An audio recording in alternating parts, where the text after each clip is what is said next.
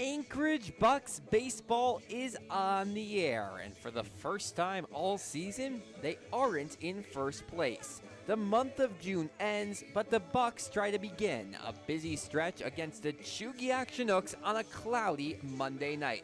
Alongside Milo Hoffman, my name's Alex Burstein, reporting live from Lee Jordan Field. And Milo, a very busy stretch of baseball beginning 9 games in 8 days, and after a very rough last week, this almost feels like a must-win for Anchorage. Oh yeah, you got to turn the page. You know, last week was a struggle for the Bucs. You know, the whole week you went 4-5. That's not what the Bucs, or 1-4, yes. Role reversal on the week, exactly.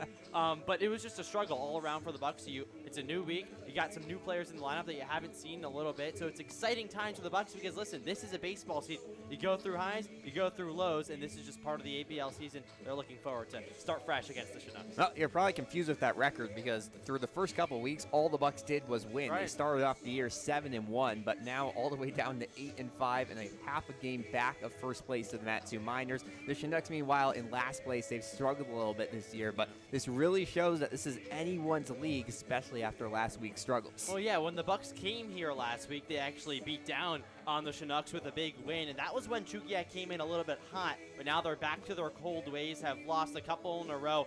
They lost to the Miners last night, so Chugiak looking to change things as well. Both teams trying to really fight to see who comes out on top for the first time in a while. And the Bucs, as we mentioned, trying to get back in the win column, have lost 4 of their last 5. Well, one of those losses came just this past Friday against the Matsu Miners, and we had the call. Let's listen to how those highlights went down over at Herman Brothers Field.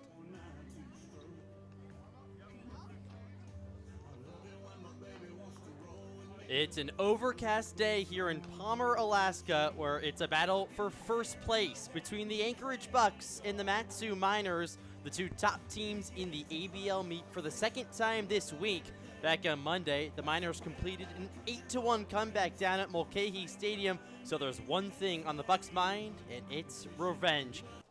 Here it is, 3-2, pitch, swung on, lifted high in the air towards left field. Belter drifts back at the wall, looks up, and it's out of here!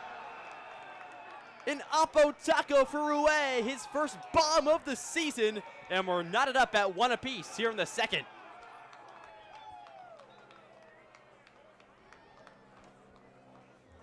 Corners in slightly.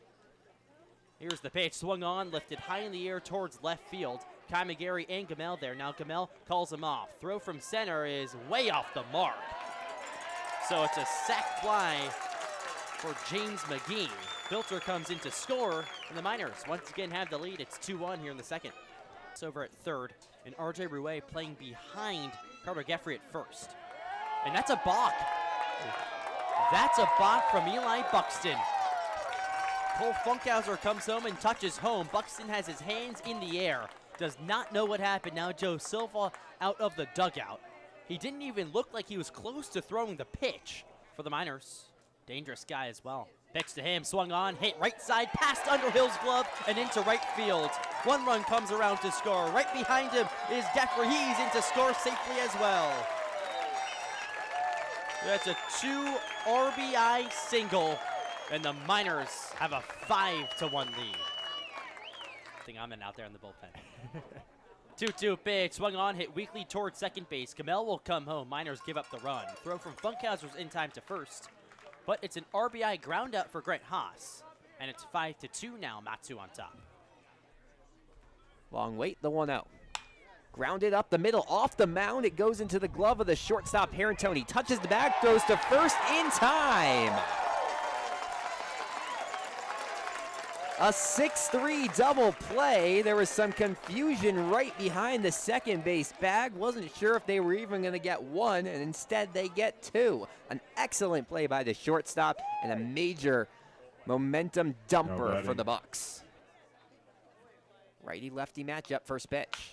Bounce towards left field, and it gets through the gap. Luke Taylor trots home, and just like that, it's a 5-3 lead. RBI knock from RJ Rue, his second ribby of the day, and the Bucs slowly coming back in this one. It's a 2-run deficit. The 1-2. Gamel hits one up the middle on the ground. Herentoni fields it, throws to first in time, and that's another 6-3 double play. The Miners get some big defensive help and escape with a win here at home. And just like that, the ABL standings, well, they're tied at the top. Big shout out. Miners win 5-3. Miners. And both teams now 8-5 on the season. And ours. Well, there you have it, a 5-3 loss on Friday for the Bucs to the Miners, and obviously they got some late offense, but they really seemed out of the game for most of it. Yeah, you know, it was a big homer from R.J. Rouet to tie it up at 1, but it seemed like the Miners were always in control of that game, and that's sort of been the case for the last couple of games for the Bucs. The opponent has looked like the better team, and today's a chance to switch that. So yeah, it was nice to see the Bucs sort of come up with a fight late in the 9th inning. They got the bases loaded. Unfortunately, Gamel rolled into that double play to end the game. But it's things like that. It's offensive bursts like that that you want to see from the Bucs, and hopefully it comes out today. The one thing that the Bucs did do in that game was the bullpen. After the 3rd inning, when Eli Buxton came out, they had the rest of the game no runs given up, and as you mentioned, they did score that late run. So a little bit of momentum for the Bucs, who badly needed it after only winning 1 of their 5 games last week. Maybe another silver lining, the win came against the Chinooks team, so the Bucs with a little bit of hope heading into today's game. They are 4-1 against Chugiak this season. Well, one person who knows this Chugiak and mainly this Bucs team very well, head coach Joe Silva. He spoke with us before today's game, and be warned, there is about 15 seconds of dead air as we had to catch a foul ball that was hit our game, but hey, that is the way of baseball. Just trying to rack up those totals. Exactly, trying to get more balls as the season goes on. But here's Joe Silva ahead of today's game on today's Coaches Reports.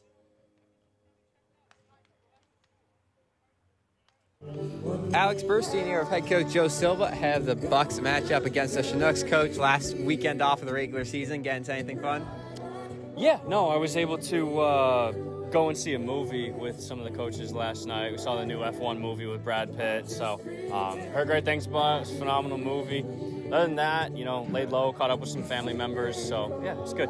Then going back to the baseball, 1-4 record last week, not the greatest performance, but what were some of your key takeaways from last week's games? Yeah, I mean, just seeing how our guys, you know, respond and react to failure, right? Because ultimately, at the end of the day, that's what the game of baseball is, and how the strong ones are able to survive by compartmentalizing and showing up every day, right? Knowing what they need to work on and competing, right? So those are the few, you know, core values that we, you know, talk about on a daily, and so we just got to stay with that process. A lot of the games last week came down to leaving runners on the bases. End of Friday's game, runners with the bases loaded. How do you kind of work on getting those runners in, especially in late game situations? Yeah, just staying with our approach, right? Because not every single time are you going to be able to capitalize, right? And obviously when things are going well, you're going to be capitalizing a little more than maybe not. Some are tough luck outs where, you know, they're hard hit balls or team makes a great defensive play, and again, that's part of the game. But again, if we can be more consistent, right, from 1 through 9, and not rely on just solo individual performances, right? It's a team game at the end of the day, so that's what we need to be able to do. Now you guys get into a 9-game and 8-day stretch. How do you keep the team ready for kind of day after day games like this? Yeah, we just had a light workout here back, you know, at Mulcahy the other day, right? So just to, you know, get them out of the house and, you know, get the muscle memory going. So I think, you know, utilizing, right, our roster, right, keeping guys fresh, and, you know, not burying them into the ground, but then also just emphasizing the compete factor, and just, hey, this is what professional baseball looks like, right? If you guys want to compete, we're all good. Okay. So yeah, no, it gives them a taste of what's to come for those guys that you know, have aspirations of climbing the ranks in baseball. Awesome. And then finally, who do you have going on the mound today? Second, we got Cade Finazzo going today. And what do you want to see out of him another start? Yeah, no, you know, would obviously like some length, but again, he's a guy that, you know, attacks with 3 pitches very well. And again, him just going out there and setting the tone will be huge for us, and then offensively backing him up behind that. Awesome. Joe Silva, have today's contest. Thanks for your time, Coach. Awesome. Thanks, Alex. Milo Hoffman here with today's shortstop, Grant Haas. Now, Grant, you've started and played every single game this season. How are you feeling going out there every single day? I mean, pretty good. You know, I couldn't play this last spring due to injury, so it's really good just getting back out there, playing every day, and winning some games. Now, you're amongst the leaders in RBIs amongst the ABL this season. Is the mindset different at the plate when those runners on?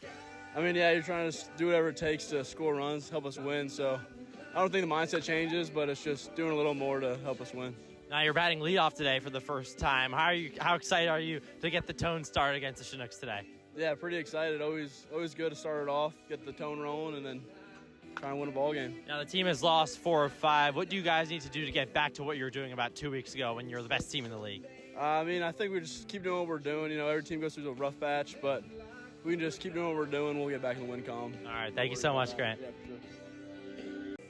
Oh, there you have it. Special treat. Grant Haas as well, speaking ahead of today's game. And as Milo said, he moves up all the way to the 1 spot tonight. So it'll be interesting to see how the shortstop plays in some new conditions here tonight at Lee Jordan Field. Milo, that is a surprising choice. What do you think makes Haas good in this 1 spot? Well, I don't know if it's that surprising. I think Grant Haas has really picked it up on the offensive side of things. His average is all the way up close to 280, and he's a good contact guy. He doesn't strike out much, and he puts the ball in play. So overall, Grant Haas, a really good guy to have at the leadoff position. It seems like Joe Silva and the coaching staff have been working around trying to figure out who's going to be that leadoff guy. And today's just another experiment. Let's see how Grant Haas can do, because it's bounced around Provencio, Kai McGarry, so it's been everyone. Well, you got your leadoff man, but let's get you the rest of the 9 for the Bucs here tonight. As we mentioned, Grant Haas leads things off. He's over at shortstop per usual. Logan Ewell takes things over in right field. He has been excellent the last couple of games. Landon Underhill moves up to the 3 spot. He'll be at second base tonight. And Luke Taylor, well, they switch positions. The Long Beach State catcher is in the cleanup spot tonight. Sean Toger gets a start at DH, hitting 5th. James Provencio over at 3rd base. Corey Bantam hitting 7th. He will be playing over at 1st. Kai McGarry in left field. And Joey Narrett in center. Cade Finazzo makes his 3rd start of the year, a right-hander out of California Baptist University. Any surprises, big changes here, Milo? I don't think so. I think it's another lineup that should go out there and be really good at scoring a lot of runs, because this team overall on the offensive side has been a really strong team. It's good to see Joey Narrett back out there playing center field today, his first game in a week, actually. His last game was 2 Fridays ago. So Joey Narrett, nice to see back out there. And, it's clear that some players have established a real comfortable spot in the lineup, like Logan Ewell. He played his way into the lineup. Now he's a pretty much everyday right fielder, plays excellent defense, and he puts the ball in play with the best of them in the ABL. So, yeah, I think it's a good lineup. Corey Bantam back in there for the first time in a while, still trying to play around with who's going to be that first baseman when it gets down to the stretch of the season. I think this is a lineup with a lot of potential. Moving over to the Chugiak Chinooks, 3-10 on the year, 5.5 games out of first place here in the Alaska Baseball League. Aiden Tauscher leads things off, the center fielder out of Adams State. Right behind him, Nick Hockemeyer in left field. Tate Green, who has hooked really good against this Bucs team and is hitting .362 on the season. He's your designated hitter tonight, and in the cleanup spot, the first baseman, Jake Mitchell. Patrick McGlon's over in the hot corner and in the 5 spot tonight. Casey Akers is the catcher, hitting 6. Orion Medeiros over in right field. Keenan Laidley is the 8 hitter at second base, and rounding out the 9 hitters will be Trent Cornell, the second baseman out of San Francisco. Pitching tonight, a right-hander out of Little Rock, Luke Rowland, making his 3rd appearance of the year. He's had an up-and-down start to the season, and Milo, this is a very good pitching battle tonight. Finazzo and Rowland, 2 guys who have been good so far, and they're trying to get into that great position here in Alaska Baseball League. Yeah, exactly. Both of them actually very similar numbers to start. Both of them pitched around 10 innings. This is the 3rd start for Finazzo, and it's the 3rd start for Rowland as well. Like you said, Rowland out of Little Rock, Finazzo from Cal Baptist. So 2 very good Division I programs they're both hailing from. Now there's one difference. Finazzo is a real low strikeout guy. He's not going to strike out too many players. Meanwhile, Rowland has 9 strikeouts in 10 innings, so just about 1 strikeout per inning for Luke Rowland. And also another similarity between these 2 teams, it's their first time playing the other side. So first start for Finazzo against the Chinooks, and first start for Rowland against the Bucs. So should be really interesting to see how these 2 match up today. A pretty solid pitching matchup, to say the least. You took the words out of my mouth. Not a lot of strikeouts will be seen, but a lot of really hard hit balls that hopefully these defenses can play, because Finazzo and Rowland have looked excellent so far this year. Both of them kind of lanky guys. Rowland standing at 6'2", 205. Finazzo has a few inches on him, 6'4", 200. So should be a good pitching battle here early on. It's cloudy conditions for tonight's matchup. We see the mountain over right field, about all the way up towards maybe a little under the peak. So the clouds slowly seeping down here. A shallow crowd on hand. However, I do see one brave warrior out on the hill to left field. They're sitting under an umbrella ready for any drizzle that may come our way here tonight. It's going to be a little past the 6 p.m. first pitch, as we're still waiting for the national anthem. So we'll get you your umpires for tonight's game. Just a 2-man crew, but 2 umpires that the Bucs Bucs very familiar with. Brandon Schmidt calling the balls and strikes from behind home plate tonight, and Kyle Stutz over at first base. Milo, what are some keys for the Bucs here tonight to try to get back into the win column? You got to get off to a fast start, right? I mean, this pitcher on the hill for the Chinooks and Luke Rowland doesn't have too much on the mound. He has a fastball and a slider, sits in the low 80s on his fastball, so you have to take advantage. It's a new guy at the top of the lineup for the Bucs, like we said, in Grant Haas. So if you get started early, then that's good news. Funny enough, actually, yesterday when the Chinooks lost to the Miners 5-1, they were the ones who got off to a 1-0 start, and then the Miners exploded for 5 runs in the 3rd inning. So you got to get off to a fast start because this Chinooks team is not afraid of getting out of the gates quickly. Well, that's what the Miners have done all season. They've had big innings, and that's how they have gotten all the way to first place. The Bucs half a game back, the Pilots 2 games back, and the Chinooks 5.5 games back. That can change tonight, though. We have this game and the Miners traveling to the Pilots right now as well. Well, let's turn things over to the public address announcer for the national anthem. We'll be right back. Coach Garrett Garnett, the play-by-play announcer, has heard on YouTube tonight Anchorage's very own Clayton Michael Jackson. Now let's go to the Nook Sports Information Director, Cody Flint, out on the field.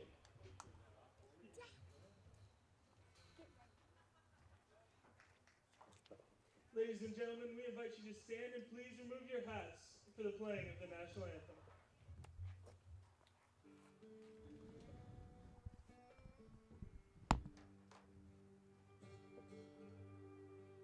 Oh, say, can you see by the dawn's early light what so proudly we hailed at the twilight's gladness gleaming, whose broad stripes and bright stars through the perilous flight. Oh, the ramparts we watched were so gallantly streaming, and the rocket's red glare, the bombs bursting in, gave proof through the night that our flag was still there. Oh, say does that star-spangled banner yet wave?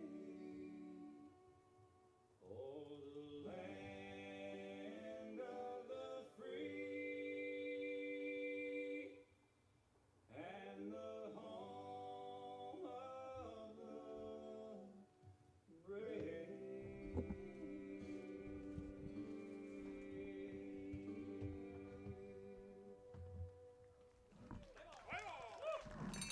A little country flair to the national anthem here at Lee Jordan Field, and just like that, it's about time for first pitch here. A great night for baseball. Cool temperatures, 63 degrees and mostly cloudy here in Chugiak. The wind dead at that center field pole. The flag not moving at all. That means it can be anyone's night. Pitchers, hitter, whoever wants to have a good one, and of course the Bucs trying to get back in the win column after dropping 4 of 5 games last week. Things just looked a little bit off for the Bucs. What's the biggest thing you think they have to work on here tonight? It's the big hits, right? The Bucs loaded up the bases against the Miners last Friday with a chance to take the lead, or tie it at least in that 9th inning when Austin Gamel came out with the bases loaded. You got to take advantage with runners in scoring position, and that's the main theme with teams that are struggling in baseball overall across any league. If you're not hitting with runners in scoring position, it's just flat out harder to score runs. Of course, first you got to get the traffic on. You have to steal bases, get yourself into those positions, and then the person at the plate needs to take advantage and really put the ball in play. What head coach Joe Silva said ahead of today's game, in those situations, you just have to keep your same approach. Don't get nervous. Don't try for the big hit. Just keep things going. The Bucs, after being one of the league leaders in extra base hits through the first couple weeks, have just 5 over the last 4 games. Logan Ewell has, I believe, 3 of those. So it's been very, very quiet in the double, triple home run departments for the Bucs here this season, or excuse me, this past week. So you want to see them try to adjust that tonight. Yeah, and also the running game has been a little bit quiet as well.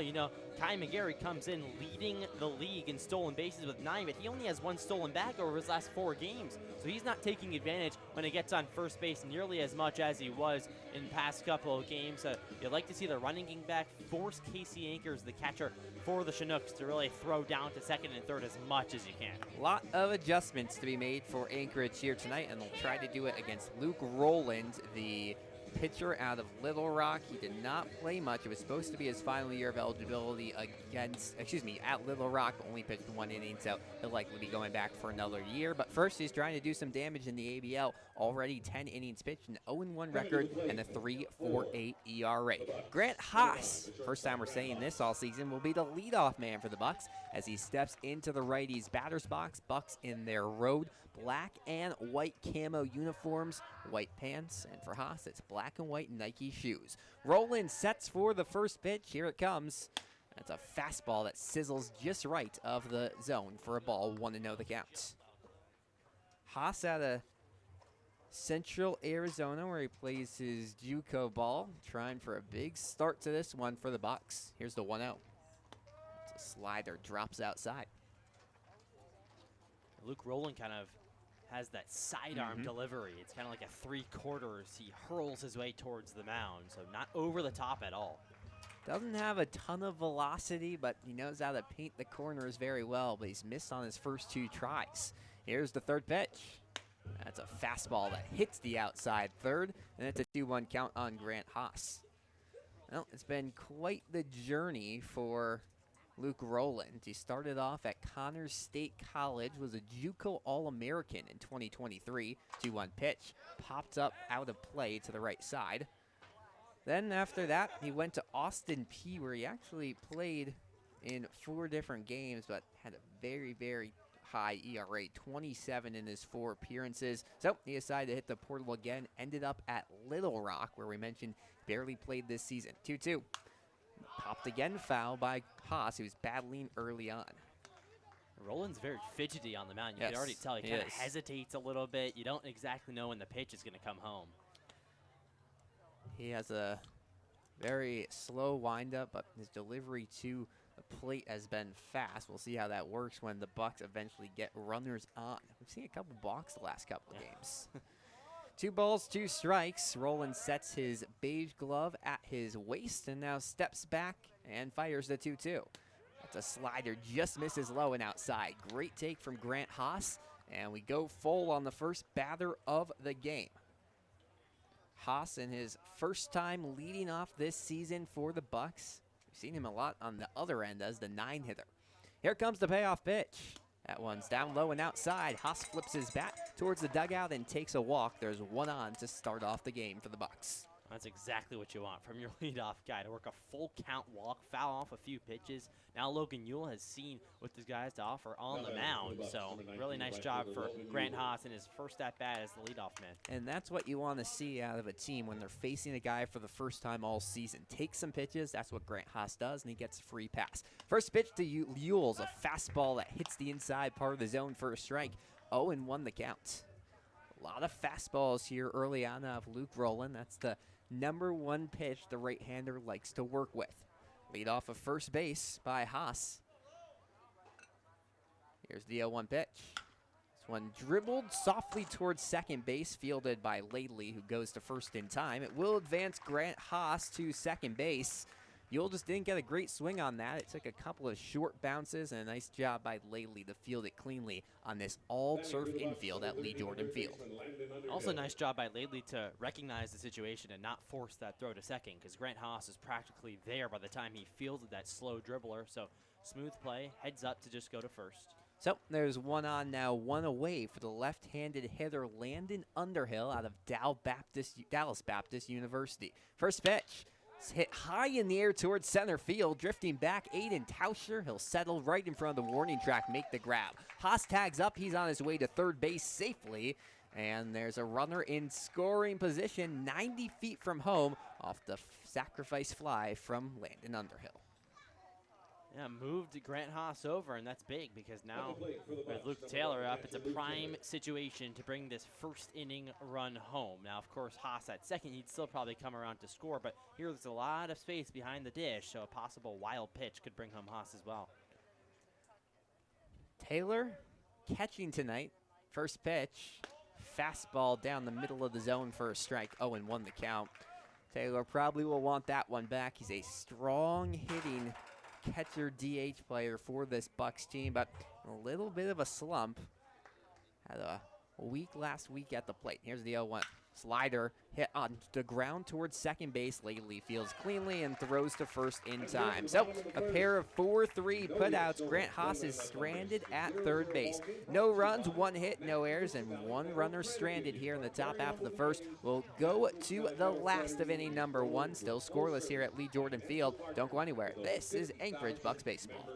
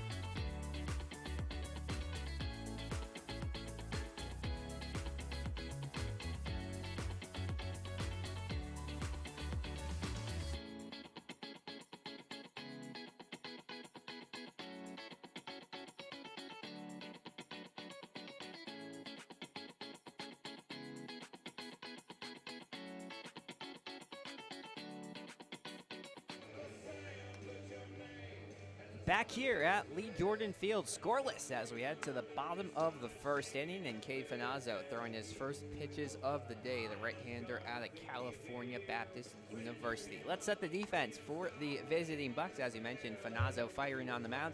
He'll send his pitches over to the catcher tonight, Luke Taylor. Still tried for his first runner caught this season. Corey Bantam, Landon Underhill, and James Cervencio are your first, second, and third basemen. Grant Haas over at short. Kai McGarry, Joey Narrett, and Logan Ewell from left to right in the outfield. It'll be Aiden Tauscher to lead things off, the center fielder out of Adams State, where he has played very, very good at the D2 level for a few years. Righty-lefty matchup to start things off. Fastball hits the bottom outside part of the zone, and it's an 0-1 count here quickly on Tauscher. Bucs couldn't score, left a runner at third. Next pitch misses outside. So it was a quiet top half of the first, and the Chinooks trying to take advantage of that, maybe plate something early. Quick windup and the throw. This one fouled sharply off to the left side. Finazzo, he's done this all season and works very, very quickly on the mound. Yeah, and it's the first time the Chinooks are seeing it this season. First appearance for Finazzo against Chugiak. And shouldn't expect too many strikeouts. Here's the 1-2 pitch. Breaking ball, bounced towards short. Haas fields it on a high hop, throws to first in time. Corey Bantam had to reach his glove up just a tad bit, but a good play by the first baseman. And there's one away quickly here in the bottom of the first. Number 2, the left fielder, Nick Hockenmeyer. Brings Nick Hockenmeyer to the plate, the left fielder. He has been stellar in the outfield this season, and his bat, well, it's coming along too. At a slow start offensively, but now hitting .303 on the season. First pitch, fastball just misses low and outside. Well, quiet day here at the Loretta French Park Complex, where Lee Jordan Field is held. 1-0 pitch, fastball again outside. Usually you see some softball, baseball being played, but seems like this is the only action here tonight. A quiet Monday evening, but both these teams hoping to have some loud offenses. Scoreless here in the bottom of the first. 2-0 pitch. This time just hits the outer third. And we'll go to a 2-1. So one of the bigger pitcher-hitter height differences you're going to see in the Alaska Baseball League. As Finazzo readies and fires the 2-1 pitch. Swung on and missed. Some late break there, and it's a 2-2 count. You have Hockenmeyer, who stands at a 5'8" stature. Finazzo, he's 6'4", so 8-inch difference between the batter and the pitcher right now. Here comes the 2-2. High. Yeah, and it's interesting because, of course, with the smaller stature comes a smaller strike zone. It's harder to strike out. Hockenmeyer hasn't struck out in 17 plate appearances. So we'll go to a payoff pitch. Here it comes. Bounce towards second base, easy for Landon Underhill, who grabs and throws to first in time. So 4-3, that one just hit softly towards second, and Underhill was able to grab it after taking a couple of steps in. So 2 up, 2 down quickly here after 2 groundouts for the Chinooks. And now the toughest hitter that the Chinooks have to offer is up to the dish, Tate Green. He's been a man on a mission. Yeah, hitting .362 on the season, a pair of home runs. First pitch lined up the middle and down for a base hit. Well, that's one way to start off your outing if you're Tate Green. Took the first pitch from the bottom part of the zone and just sends it back Finazzo's way. No chance for a play at that one. And Green continues his very, very strong stretch. He's now 10 of his last 20. And Tate Green is just really happy to see the Bucs again. 2 homers on the season, both against the Bucs. So, you know, he's the Buck killer. Hadn't seen Cade Finazzo, but you wouldn't know it after that plate appearance. First pitch to Jake Mitchell's fastball high and away, 1-0 the count. Well, this is a little more of a similar height matchup. Mitchell, one of the taller players on the Chinooks team. He comes in at 6'4", 210. Rogers State University, 1-0 pitch. Check swing, they say he didn't go on the high fastball. And just like that, it's a 2-0 count. Tate Green over at first base. The Chinooks trying to cash in an early runner. 2 away, scoreless game here in the bottom half of inning number 1. 2-0 pitch. Breaking ball hits the bottom outside part of the zone. And just like that, it's a 2-1 count. And this is a big at-bat because Tate Green has been the guy for the Chinooks. So the players behind him really have to come through. So the Bucs keep pitching to Tate Green. Green hasn't taken second yet. They'll throw a pickoff attempt. Can't get him there in time. Has some speed, but so far they're keeping him put. Don't want to have a errant third out here and ruin any chances of taking some early momentum. Finazzo stands tall, and here's the 2-1 pitch. Breaking ball just hits the outer third. So, just like that, it's a 2-2. We've seen 4 pitches, 2 fastballs, 2 breaking balls, and they're split that way. The fastballs for balls, the breaking balls for strikes. You wonder what he's going to try here for strike number 3. Sets at the belt. Now a pickoff attempt to first, not in time.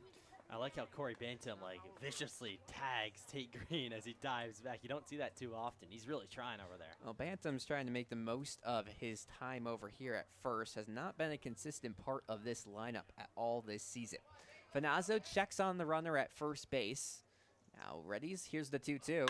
Fastball grounded towards second. Flip to short, and that's in time. So a 4-6 fielder's choice ends the inning. Tate Green out advancing, and that brings a scoreless first inning to a close. No runs, 1 hit, no errors, and 1 runner left on the base paths. It's 0-0. Let's see if anyone can break the tie in the second. Don't go anywhere. This is Anchorage Bucs baseball.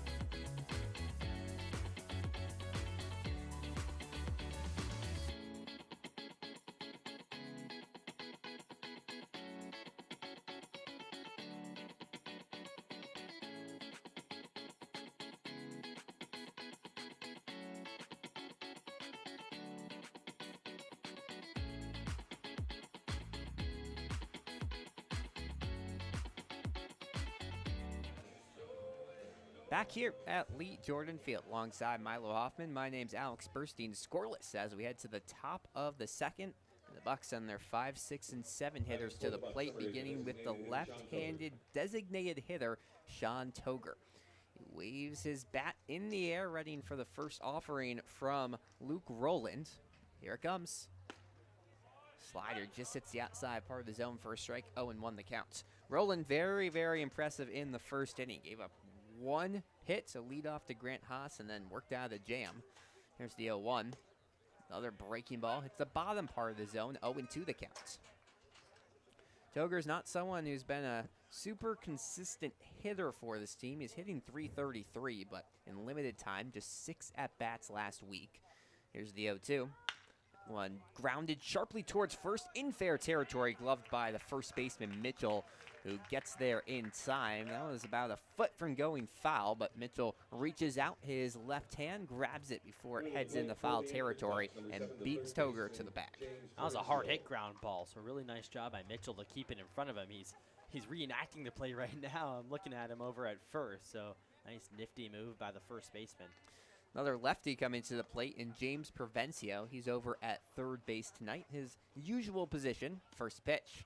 Breaks low and hits the zone for a strike. 0-1 the count. Well, the right side of the infield's been busy here for the Chinooks. Pair of ground outs to second, and now 1-2 first. Here's the 0-1. Swung on and missed on a fastball. And Provencio quickly down in the count, 0-1. Yeah, James Provencio coming off his first hitless game in 5 games, and against the minors, or uncharacteristic swing and misses. Had a pair of strikeouts, one looking. Here's the 0-2. Way high. Yeah, he was on a 4-game hit streak, and then just all came crashing down. But that's the game of baseball.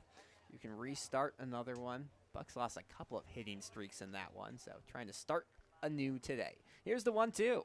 Swung on and missed on a high outside fastball, and Provencio will walk back to the dugout disappointed. 2 away here in the second. Yeah, just chased the fastball that was at his eyes in almost close to the other batter's box. So Provencio seeing the ball a bit too big right now, and his eyes are getting wide when it goes up to that eye-level pitch. Needs to settle back down. First pitch to Corey Bantam is high for ball, 1-0 the count. Bantam, the 3rd straight lefty in the lineup.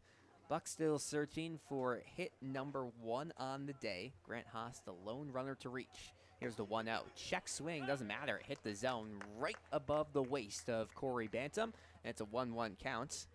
Haas walked in the first, got all the way around the 3rd, but was stranded there. 1 ball, 1 strike on the first baseman, Bantam. Here's the next pitch. One breaks outside. Bantam really takes a big stride when he gears up for his swing. Call that the load. He loads really aggressively. Had a really, really good start to the exhibition slate, but bat just hasn't been there since then. Here's the 2-1. Hit on a line toward short, fielded on a low bounce by Cornelli. Backhands it and throws to first in time. A very nice play by the shortstop. And Bucs go 1-2-3 in the top of the second. No runs, no hits, no errors, no one left on the base pass. Scoreless as we go to the last of the second. Don't go anywhere. This is Anchorage Bucs baseball.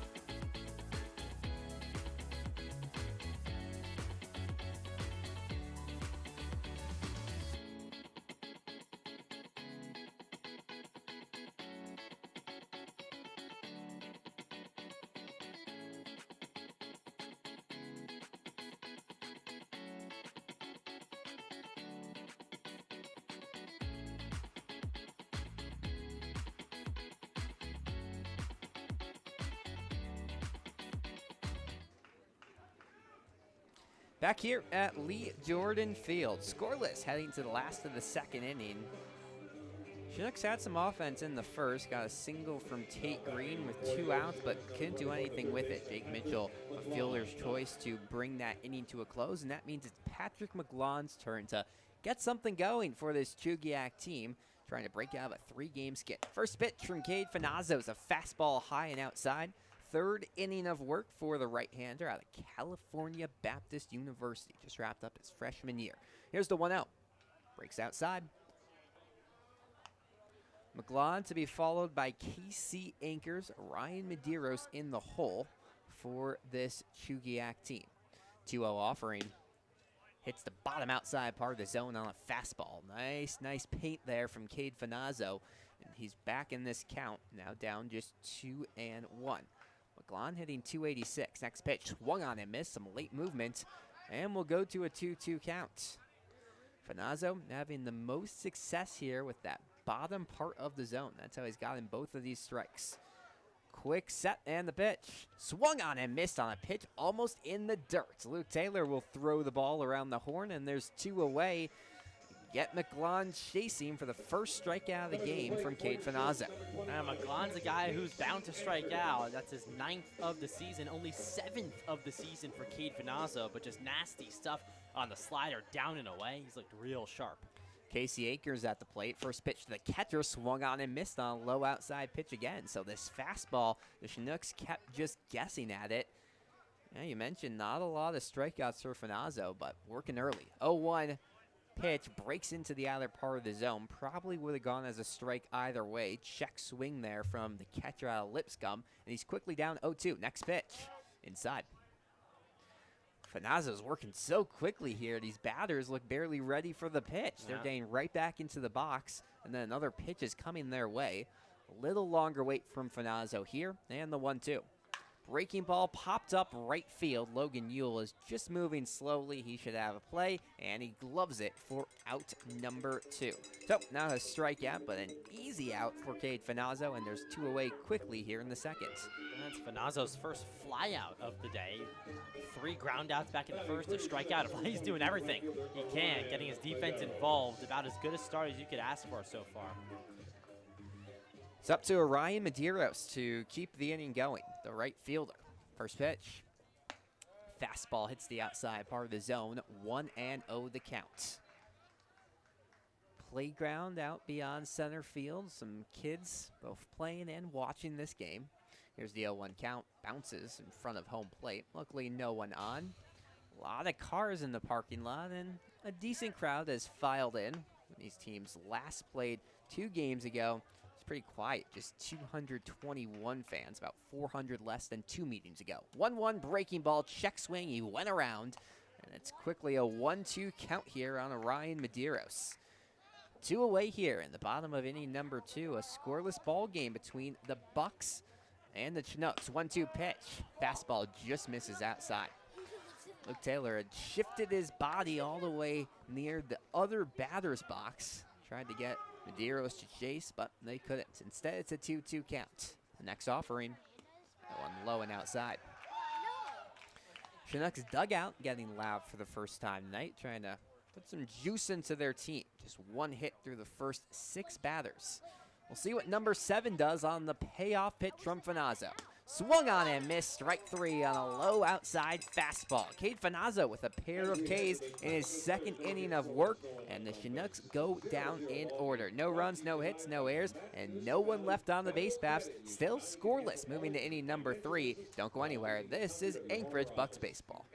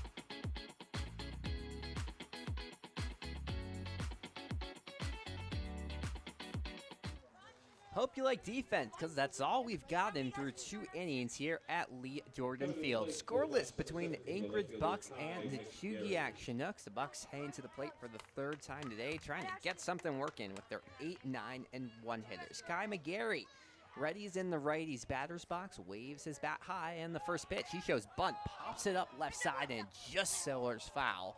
Almost a play from the 3rd baseman, McGlon. McGarry trying to use his speed, but that doesn't work when you hit it in the air. Yeah, and I've seen a lot of pop-up bunts so far this season from all the teams, really. So got to work on getting that ball into the ground down the 1st or 3rd base line. And now the 3rd baseman, McGlon, is playing close. Usually you don't see back-to-back bunt attempts from McGarry. Here comes the 0-1. One hits the outside part of the plate for a strike. 0-2 the count. No, they need it. They need the ball. Kind of lose that element of surprise once you bunt once, so not going to try for it a second time. No balls, 2 strikes on the outfielder from Arizona State. There's the next pitch. Way outside on the fastball from Luke Rowland. The right-hander out of Little Rock has looked really, really impressive here so far. Hasn't given up a hit through 2 innings. And trying to keep that going here against McGarry. Leg rock and the 1-2. Swung on, popped up towards shallow left field. Chasing in is Hockemeyer, and he makes the grab for out number 1. So, weak contact there from McGarry. Did get it up in the air, but Hockemeyer, who's been stellar out there and left, just has a short run, and there's 1 away. Yeah, and more weak contact so far today. And that one I thought had a chance of looping in, but it was a nice jump from Hockemeyer to read it right off the bat. Covered well by the shortstop and left fielder. First pitch to Joey Narrett, taken for a strike, 0-1 the count. First time we're seeing Joey Narrett play in over a week for the Bucs. Did not play last week when Anchorage went 1-4. Now they put him back in the order. 0-1 pitch to the lefty. Taken for a strike on the inner 3rd. Narrett, kind of a surprise, just entered the transfer portal, announced today on his social media accounts. Wrapped up his junior year with Dallas Baptist this spring. 0-2, pitch taken high. He's been a very solid player over there at Dallas Baptist, a top 25 school, but he's going to try to find a new fit this summer. See where he'll be playing his final year of eligibility. 1 ball, 2 strikes on the lefty. Here's the next pitch.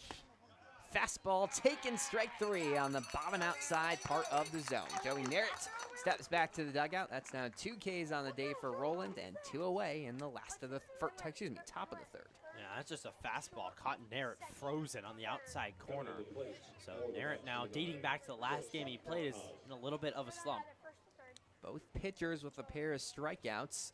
And now it's top of the order, Grant Haas for the Bucs. First pitch goes outside. Well, when you see the pitch about to come from Rowland, he does a very interesting movement. He'll step back his left foot and he has a little rocking motion before actually firing it. Tries to get a little bit more momentum from it. Here's the 0-1. Breaking ball just misses outside. Also, maybe trying to throw off the timing of the hitter a little bit. You never know exactly when it's coming. And obviously, in baseball, it's a game of seconds. You think it's coming a second earlier or a second later, and the strike is blown right by you. The 1-1 pitch. Another fastball, another outside. Haas walked back in the 1st.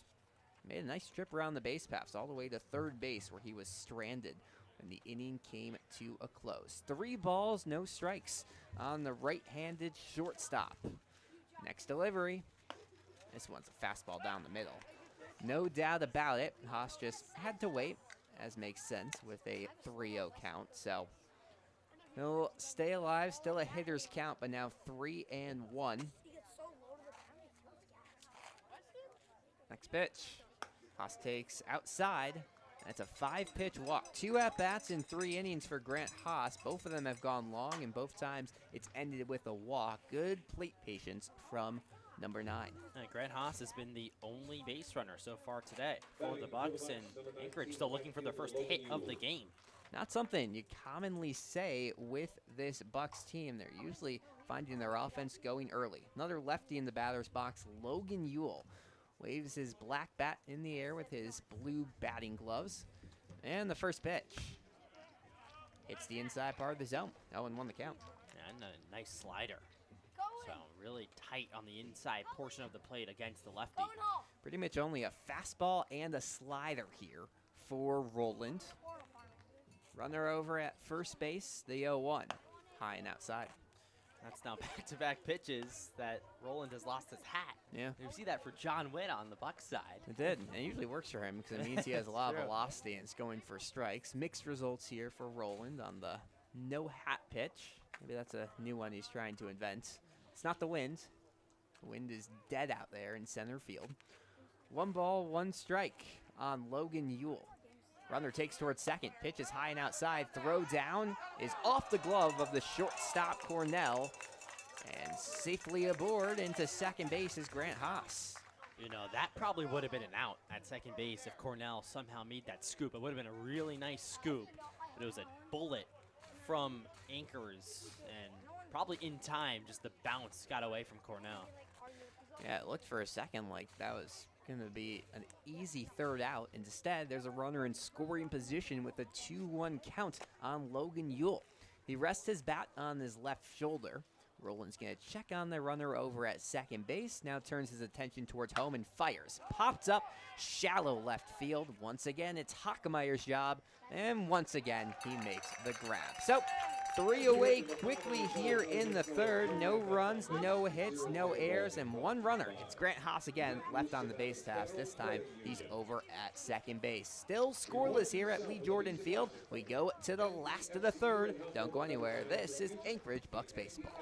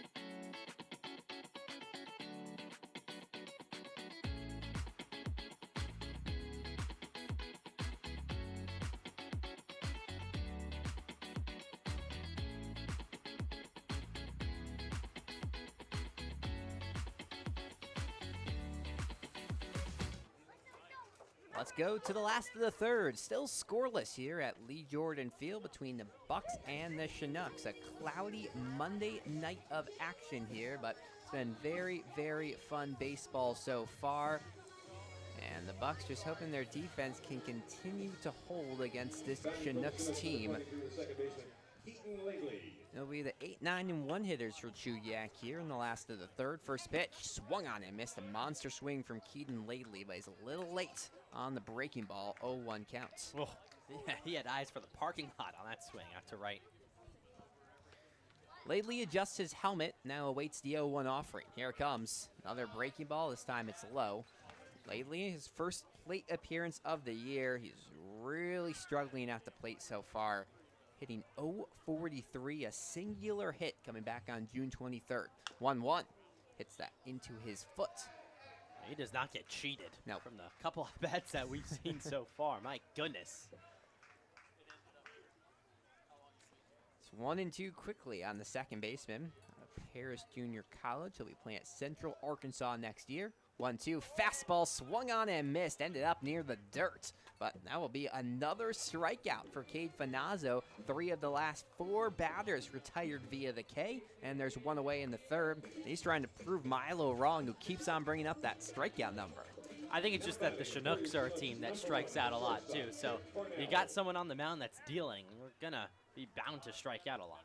Trent Cornell at the plate. Big swing and a miss and a first pitch curveball, and it's quickly an 0-1 count. Well, they're swinging at just about everything now.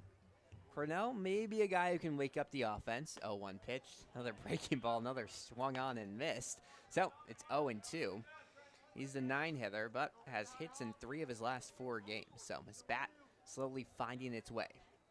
Finazzo's going to step off the mound. Luke Taylor was adjusting his bright yellow Long Beach State catching equipment there behind home plate. And now they set up shop the 0-2. Fastball just taken high and outside. Luke Taylor was expecting that one to go outside of the zone. That's where he set up shop. Instead, it went high. But either way, it's a 1-2 count. Here comes the next pitch. Bounced in the dirt. Nice job by Luke Taylor. Kept his glove there and kept it from going all the way to the backstop. No one on, but saves a trip for one of these guys in the dugout to go fetch a ball.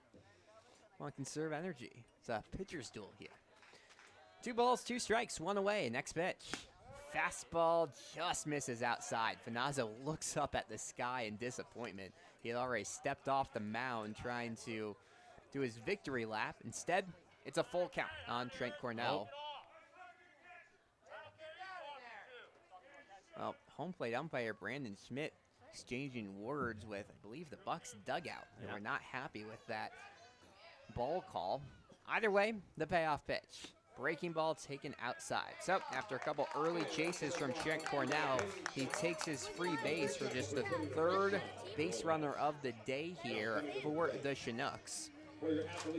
1 on with 1 away for Aiden Tauscher. Top the lineup. Now's the time to do some damage if you're Chugiak with 1 on and just 1 out. Well, we haven't seen a lot of talking between the umpires and the dugouts in any game this year, but Brandon Schmidt heard something he did not like. You could probably hear it on the microphone. They were just going back and forth for a second. First pitch, the Tauschers just taken low. 0-1 the count. And Joey Nerida in center field also had his hands up. Of course, he probably has the best vantage point other than the catcher and the pitcher. Finazzo definitely thought he had a strikeout. 1-0 pitch, way inside, almost hit the knees of the lefty Tauscher. Grounded out towards short his first time up, trying to inflict some more damage in his second. Luke Taylor's going to trot out to the mound, just try to calm things down. Little less control here from Finazzo in the 3rd inning, and more importantly, lots going on in this game. You have people talking, you just want to make sure your pitcher is locked in. Gabe Finazzo's looked great, though, so far. Other than these last couple at-bats, and this one down 2-0, just get back to what you were doing in the first 2 innings. Trying to pound that strike zone. That works well for Cade Finazzo. Holds his glove right below his belt and throws the 2-0. It's fouled off to the left side. Well, you'll take that for a strike. Back in the count now, 2-1. Trent Cornell, he's over at first base. Walked just a batter ago. Nick Hockemeyer awaits on deck, and Tate Green's in the hole. Tauscher adjusts his bat and now ready for the 2-1. First, there's a pickoff attempt to first, but sliding in safely is Trent Cornell. See if the second baseman maybe wants to steal a bag with just 1 out. This would be the time to do it if you're the Chinooks.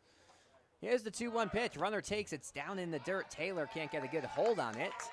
And there's a stolen bag for Trent Cornell. Runner in scoring position with just 1 away. Well, you had that one written up in your notes. You were ready. Well, you don't want to risk it with 2 outs, but when you have a lefty at the plate and you have a guy with speed on the base pass, might as well. 2-1, poke towards left field, drifting back. Kai McGarry at the warning track makes the grab over his head. That one just soared on a high line drive opposite field. For a second, looked like it would have carried, and on a windy day it might have, but Kai McGarry gets quickly there, and just like that, there is 2 away. I love how much trust Cade Finazzo has in his defense. Yep. He actually looked away from the play right there. He was walking towards the first baseline and then turned around and made sure McGarry made the catch. Nick Hockemeyer at the plate. First pitch swung on and missed on a low fastball. Well, that's a sign of a good team relationship when you go, that could be a home run, but I'm just going to trust my outfielders. And if he's looking towards first base, I guess you don't have to see if it's a home run either, so it's a win-win situation. No balls, 1 strike. Next pitch to Hockmeyer's at his chest. Evens out the count at 1 apiece. Seen few home runs here at this ballpark. Last one, Logan Ewell, a grand slam in the 9th inning of the last meeting between these teams at Lee Jordan Field. 1-1 pitch down in the dirt, bounces away from Taylor and just dribbles slowly down the first base line. So no chance at another steal from Trent Cornell. The shortstop has taken a modest lead over there at second base, being checked ever so slightly by Grant Haas, the shortstop. Little shortstop on shortstop crime out there. Here's the 2-1. Fastball taken for a strike on the lower third. And it's a 2-2 count. Now we'll hear some fans and players on the home side rain out some boos. 2 balls, 2 strikes, 2 away. Next pitch. Breaking ball swung on him, missed, strike 3. And that's another one for Cade Finazzo. Strike him out number 4. Hockemeyer sent back to the dugout along with the rest of the Chinooks. No runs, no hits, no errors. 1 runner left on the base paths. No one can break through. It's still scoreless here in Chugiak as we go to the 4th. Don't go anywhere. This is Anchorage Bucs baseball.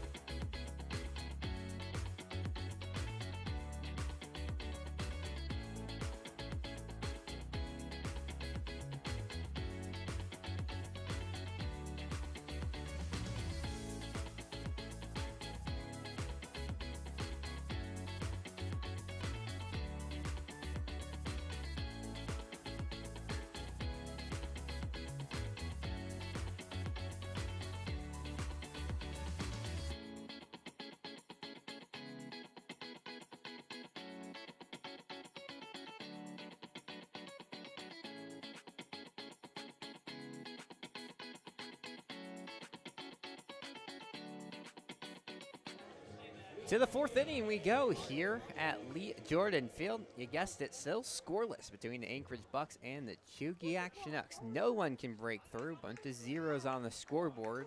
Anchorage trying to change that here in the top of inning number 4. They have the part of the lineup to do it. 3, 4, and 5 hitters. Landon Underhill steps into the batter's box for the first pitch. Here it comes. And it's a fastball taken inside. Luke Rowland staying in for a 4th inning. Very strong stuff. Just about to hit his 40th pitch of the evening. He has a chance to go deep, as does Cade Finazzo, both the starters here today. 1-0 pitch. Fouled off to the left side. Rowland receives the ball. He's been working at a medium speed. Digs his white cleats into the turf mound here and now sets in front of his blue jersey. Steps back, does his little rock, the 1-1 pitch. Outside.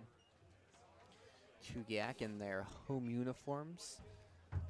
Navy blue jersey with red lettering and then all white pants with a nice white cap to go along with it. Here's the 2-1 pitch. Taken for a strike. Well, speaking of red, white, and blue, busy week for the Bucs, and obviously the highlight, a doubleheader coming on the 4th of July this Friday against the Glacier Pilots. 2 balls, 2 strikes. Next pitch to Underhill. Swung on, line left side, past the diving third baseman McLeod. Hit number 1 on the day for the Bucs as Landon Underhill is aboard safely, and there's 1 on with no outs here in the 4th. Yeah, that's a big hit for Landon Underhill, too. Came in 1 for his last 13, so nice to get a hit on the day for Underhill. He drove one to deep center field his last time up, so 2 good swings. Yeah, he's been a very consistent offensive guy. Last week was just an anomaly for the left-hander. Luke Taylor now at the plate. Quick pitch is line right side, charging in, and it drops in front of the right fielder, Medeiros. Turning second, Underhill. He's in safely to third. And that's a big hit from Luke Taylor. 2 of the top guys on this team, Underhill and Taylor, with both easy hits. There's runners at the corners with no outs. Now this is what you want to see for the Bucs. 2 back-to-back hits. That one not too hard off the bat. of Taylor, but just poked out into right in no man's land. Well, those two guys you expect to get on. That's what wasn't happening last week. Good to see that change here in the week's opener. Sean Toger at the plate. Lefty fouls off the first one to the left side. Toger grounded out to the first baseman. Now, with many batters on this team, you'd see them take second base to try to erase that double play opportunity. 0-1 pitch way high and outside. Good job by Anchors to stop that. But Taylor's someone we just haven't seen with a ton of speed this year, and I don't know if you want to test the arm of Anchors. He's only thrown out one guy this year, but got really close to it last inning. So you might want to not test your luck in a scoreless game. 1-1 pitch. Fouled off to the left side. Toger has a very nonchalant swing. You don't get those oohs and ahs like home run swings, but he's been able to get contact this year. Hitting .333 entering the day. Yeah, hitting .416 against the Chinooks, too. Yeah, trying to extend that a little more tonight. Leads over at first and third base by the Bucs base runners. 1 ball, 2 strikes on Toger. He's anxiously awaiting. See it in his bat. Here's the pitch. Swung on and missed on a high fastball, and Toger is sent back to the dugout disappointed. Just beat in there with speed, and just like that, there's a first out, and now's where that double play opportunity could come up huge for the Chinooks. Saw no movement from Luke Taylor there. You have James Travencio coming to the plate, someone in a little bit of a slump, and he did hit into a double play just last game in the 8th inning. Wiped out some momentum for the Bucs in a game they ended up losing 5-3. Travencio waits, first pitch. It's high and outside. Roland facing his first adversity of the day. Had 3 innings of no-hit ball. Gave up back-to-back singles to start off this inning before a strikeout to Sean Toger. 1-0 pitch, way high. Travencio's able to watch both of those pitches without moving his head much. They were right in front of his eyes. And with that, you imagine he might be taking a couple more. Try to just wake up his bat. He's still 3rd in the league in batting average, hitting .359, but that number has been tanking over the last couple of games.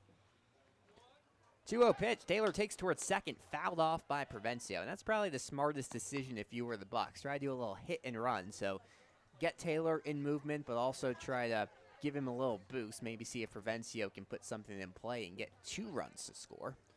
Taylor had no clue. Yeah. That ball's fouled off. He just got back to first base. Just focused on making it to the next bag. That's what you want to see out of a guy on the base paths. 2 balls, 1 strike on the third baseman. Next pitch. Breaks low. That was a good take by Travencio. Slider that had good movement, just inside, no bite from Travencio. He's taking long pauses after each pitch thrown, long stares at his bat towards his barrel. Big chance here for the Bucs. 3 balls, 1 strike. Runners in the corners. Next pitch. Popped foul to the left side. That one probably would have been taken high, but Travencio, as we've mentioned all season long, is a guy who knows how to get clean base hits. He'd rather be aboard for a hit than a walk, obviously. But now, big situation here. 3 balls, 2 strikes. A walk loads the bases. A strikeout moves it to 2 outs and a chance to blow 2 early hits for the Bucs. We'll see what happens. Here's the payoff pitch. Bounce towards first, fielded cleanly by Mitchell. He's not going to throw to second, and Underhill slides in home safely. So it was a slow bouncer towards first base. Because of that, Luke Taylor was already safely in the second, and allows Landon Underhill to come in for the Run's first game. It's 1-0 Bucs here in the top of the 4th. Now, listen, you'll take that. It was kind of a slow-moving play, a slow chopper, and then the first baseman, Mitchell, didn't know where to go. He took like 3 seconds to decide what to do. Never what you want to do as an infielder. Corey Bantam at the plate. Takes the first pitch inside of the move away to avoid getting hit in his shins. 1 ball and no strikes on the big left-handed first baseman. Entering today, had just played in 1 of the last 8 games. Now trying to show that his bat has come along. Next pitch. Fastball outside. 2-0 the count on Bantam. Grounded out to short in the 2nd inning. Well, Luke Roland now really wants to get out of this inning with no more damage done. Looked great in the third, but now his pitch count up to 55, and he's already given up a run this inning. Will go earned. 2-0 pitch. Taken at the letters for a ball. 3-0 the count. Some control issues here from Roland, the Little Rock senior. Bantam doesn't look too worried. He has a relaxed approach in the lefty's batter's box. Bends his knees ever so slightly, looks in. Here comes a 3-0 pitch. Fastball taken down the middle. Luke Taylor over at second base. He had the second hit of this inning. Before him was Landon Underhill, who came all the way around to score. That's efficient base running. That's small ball, what the Bucs have wanted. 3-1 pitch. Bantam, a big swing and a miss at a high outside fastball. Yeah, that pitch was probably off the strike zone for Bantam, but listen, his eyes got wide. It was way high, and he took a big hack. You like to see that out of Corey Bantam, aggressive, but there's a time and a place. Back-to-back full counts. Provencio grounded out but got an RBI. Payoff pitch. Swung on and missed. Strike 3 on a fastball. Roland beats him with heat, but the Bucs get a run here in the top of the fourth. 1 run off of 2 hits, no errors, and 1 runner stranded on the base path. For the first time today, we can say someone has the lead. It's 1-0 Bucs heading into the last of the fourth. Don't go anywhere. This is Anchorage Bucs baseball.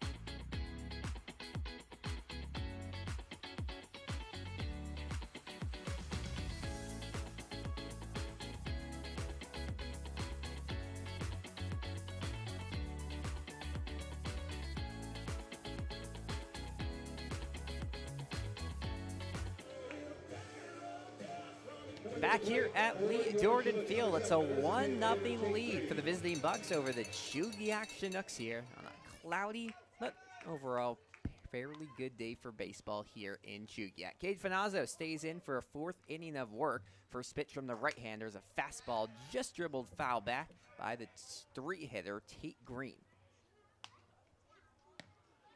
Finazzo has really found his strike power the last couple of innings. 4 strikeouts in the second and third combined. 0-1.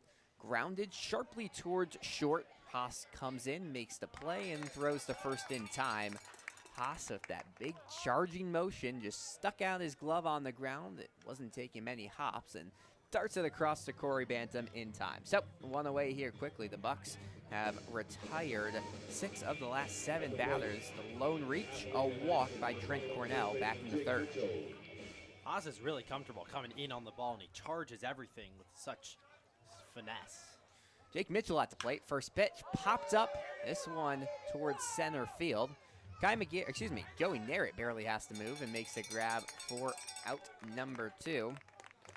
Well, Mitchell tries to make something go with the first pitch he sees. Got under it, and that will be a fairly easy play for any center fielder here in the Alaska Baseball League.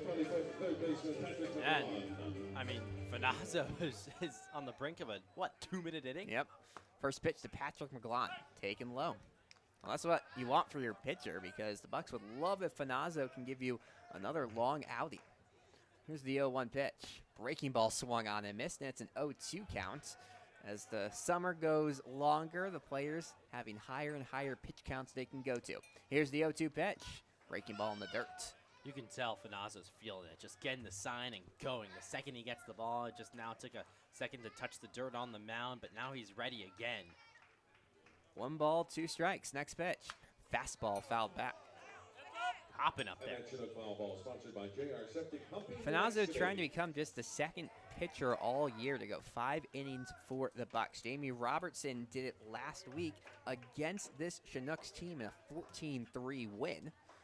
Here's the 1-2 pitch. Swung on and missed, strike 3, and that's strikeout number 5 for Cade Finazzo. The right-hander struts off the mound. It's a 1-2-3 bottom of the 4th. No runs, no hits, no errors, and no one left on the base pass for the Chinooks. Bucs lead 1-0, moving to inning number 5. Don't go anywhere. This is Anchorage Bucs Baseball.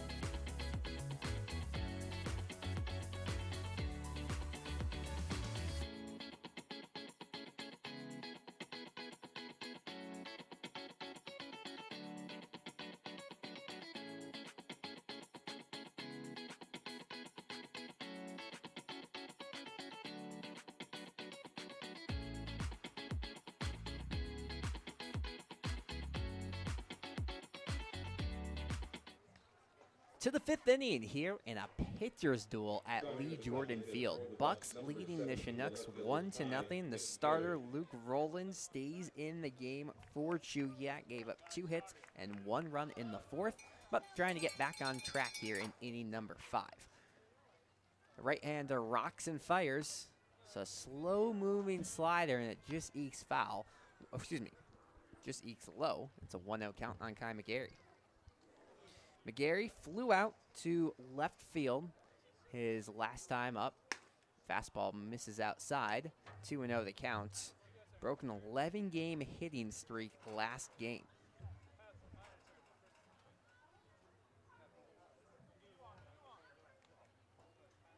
Here's the 2-0 pitch from Rowland.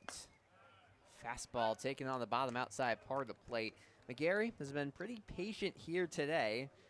His fly ball came on the pitch that I thought he could hammer, but just got a little bit under it and ended up being a slow-moving foul out. Here's a 2-1 pitch.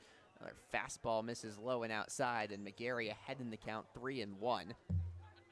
Well, Rowland, it's impressive he's able to go 5 innings after not playing much this past spring.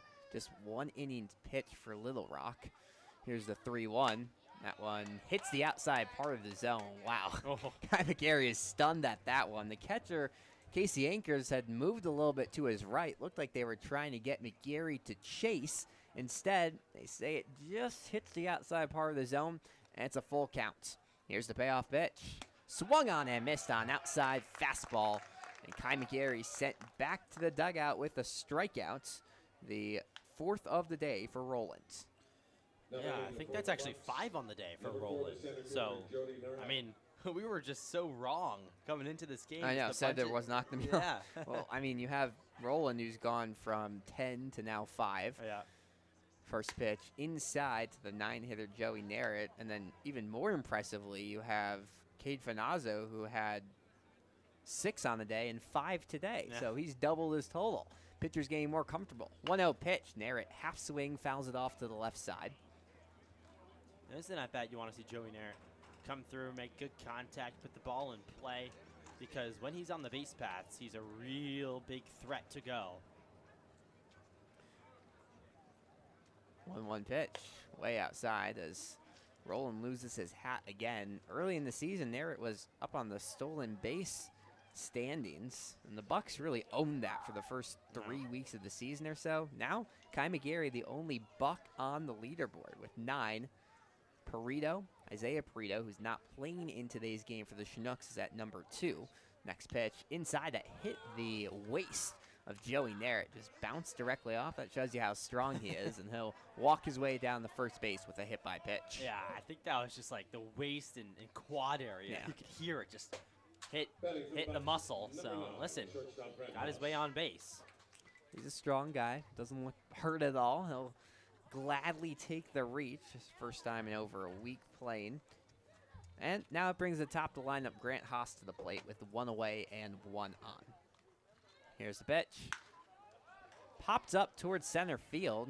Chasing back Tauscher. Now he stops and makes the grab for out number 2. Well, Grant Haas attacks the first pitch he sees, very unlike his first 2 plate appearances where he drew long walks. And he'll want that pitch back because now there's 2 away, and the Bucs at a chance of wasting this hit by pitch to Narrett. Logan Ewell hopes to have something else to say about that. Ewell, with a pair of outs today, grounded out in the first, flew out in the third. First pitch to the lefty is bounced towards first, past a diving first baseman. They'll throw to first, and in time, backing up the play was Laidley, the second baseman. Very good job by the pitcher Roland to get to first, and just like that, there's 3 outs. So the Bucs strand a base runner, no runs, no errors, no hits. They still lead 1-0 now, but a great defensive play keeps this at just a 1-run game. We go to the last of the 5th. Don't go anywhere. This is Anchorage Bucs baseball.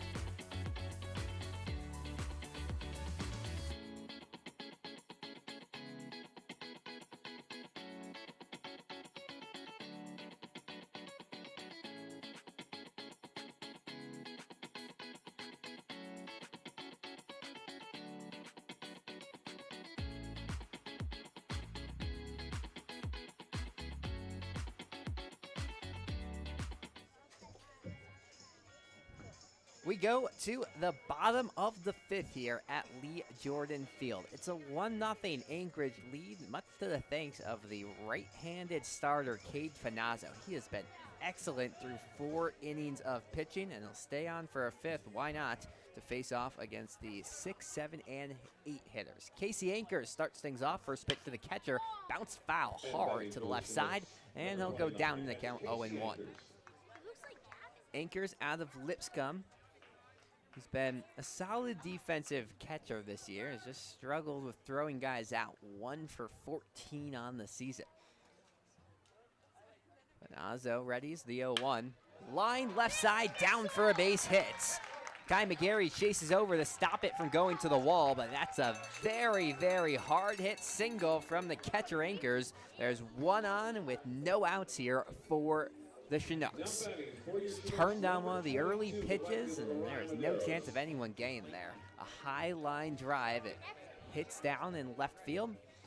And now something finally brewing. First hit since the first inning for the Chinooks. So, lead off a first for Ankers. First pitch swung on and missed on outside fastball to Orion Medeiros.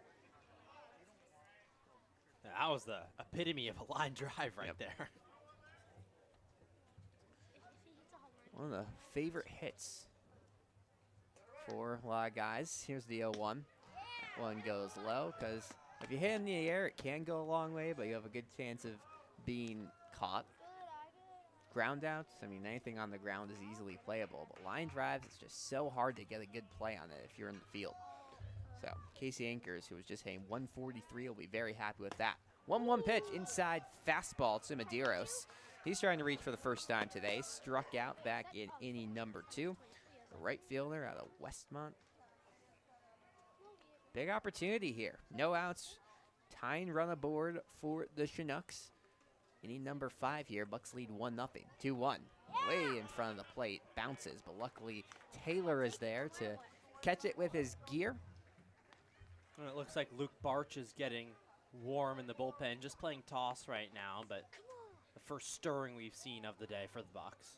Obviously, the hope is Finazzo can clean out this inning by himself. 3-1 pitch is high, and Medeiros holds off of it. So, a 5-pitch walk offered to the right fielder. Just like that, there is 2 runners on with no outs and a big opportunity for the 8-hitter, Keaton Ladle. Yeah, I would expect a mound visit coming up. There it is. Izzy Fuentes right out of the dugout. So, pitching coach is going to go out to talk to his guy, and oh, there's a fake fight happening at second base. That was funny. Haas and Anchors just dropped their gloves and hats. All fun and games. Always going to be fun here in the Summer League. They're chatting it out there. 2 guys, I don't know if they know each other. Try to find some connection, but maybe they're just making friends as the season goes on. Well, Fuentes walks out to the mound donning his black Anchorage Bucs hoodie and the rest of the uniform that the players have. They'll talk things over with Luke Taylor and the pitcher, Cade Finazzo. And now Fuentes will make the walk back to the dugout. Finazzo hoping he can get a late birthday gift. His birthday back on Friday. And, you know, if he could string along a wing, that would be a pretty good birthday dub. It's funny how Izzy Fuentes really takes his time coming out of the dugout and then walking back. He soaks it up. That's very professional. You see all the major league pitching coaches. There's no rush. No hurry. Might as well take your time. Keaton Ladley at the plate. The tall left-hander shows bunt at the first pitch. Pulls it away on a low fastball, and it's a 1-0 count. So Ladley trying to do some damage here. There's runners at first and second base. Ladley out of Paris Junior College hit .377 this spring. Has struggled. Just 1 hit so far this regular season in ABL play. Runners dance at the base pass. Next pitch, fastball hits the outside part of the zone. Ladley had showed bunt, pulled it away late. Thought that one was going all the way outside, but good placed fastball from Finazzo. Already 5 strikeouts on the night for the right-hander. 1 ball, 1 strike. Next pitch lined into the second baseman Underhill's glove. He scoops to second, gets the double play, almost a triple play there. Wow. Very, very nice from the second baseman Underhill. A hot shot ball towards the right gap, but Underhill's there, makes the grab and just easily scoops to Haas at short. The first man at first base, Ryan Medeiros, had made some motion, but gets back to time. We almost had a triple play on our hands. I thought it was for a split second. It was really close at first.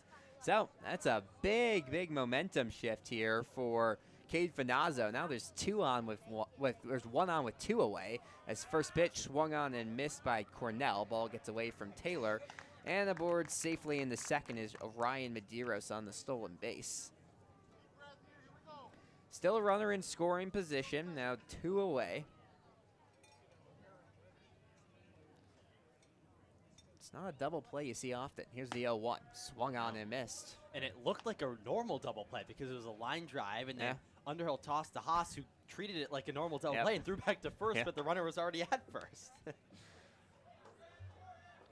Bucks have now turned 7 double plays this season. Here's the 0-2.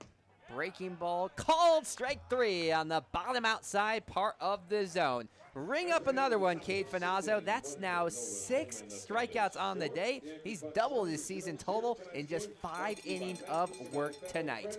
No runs, 1 hit, no errors, and 1 runner left on the base paths here in the last of the 5th. It's a 1-0 Bucks lead. We'll turn things over to Milo when we return. Don't go anywhere. This is Anchorage Bucs Baseball.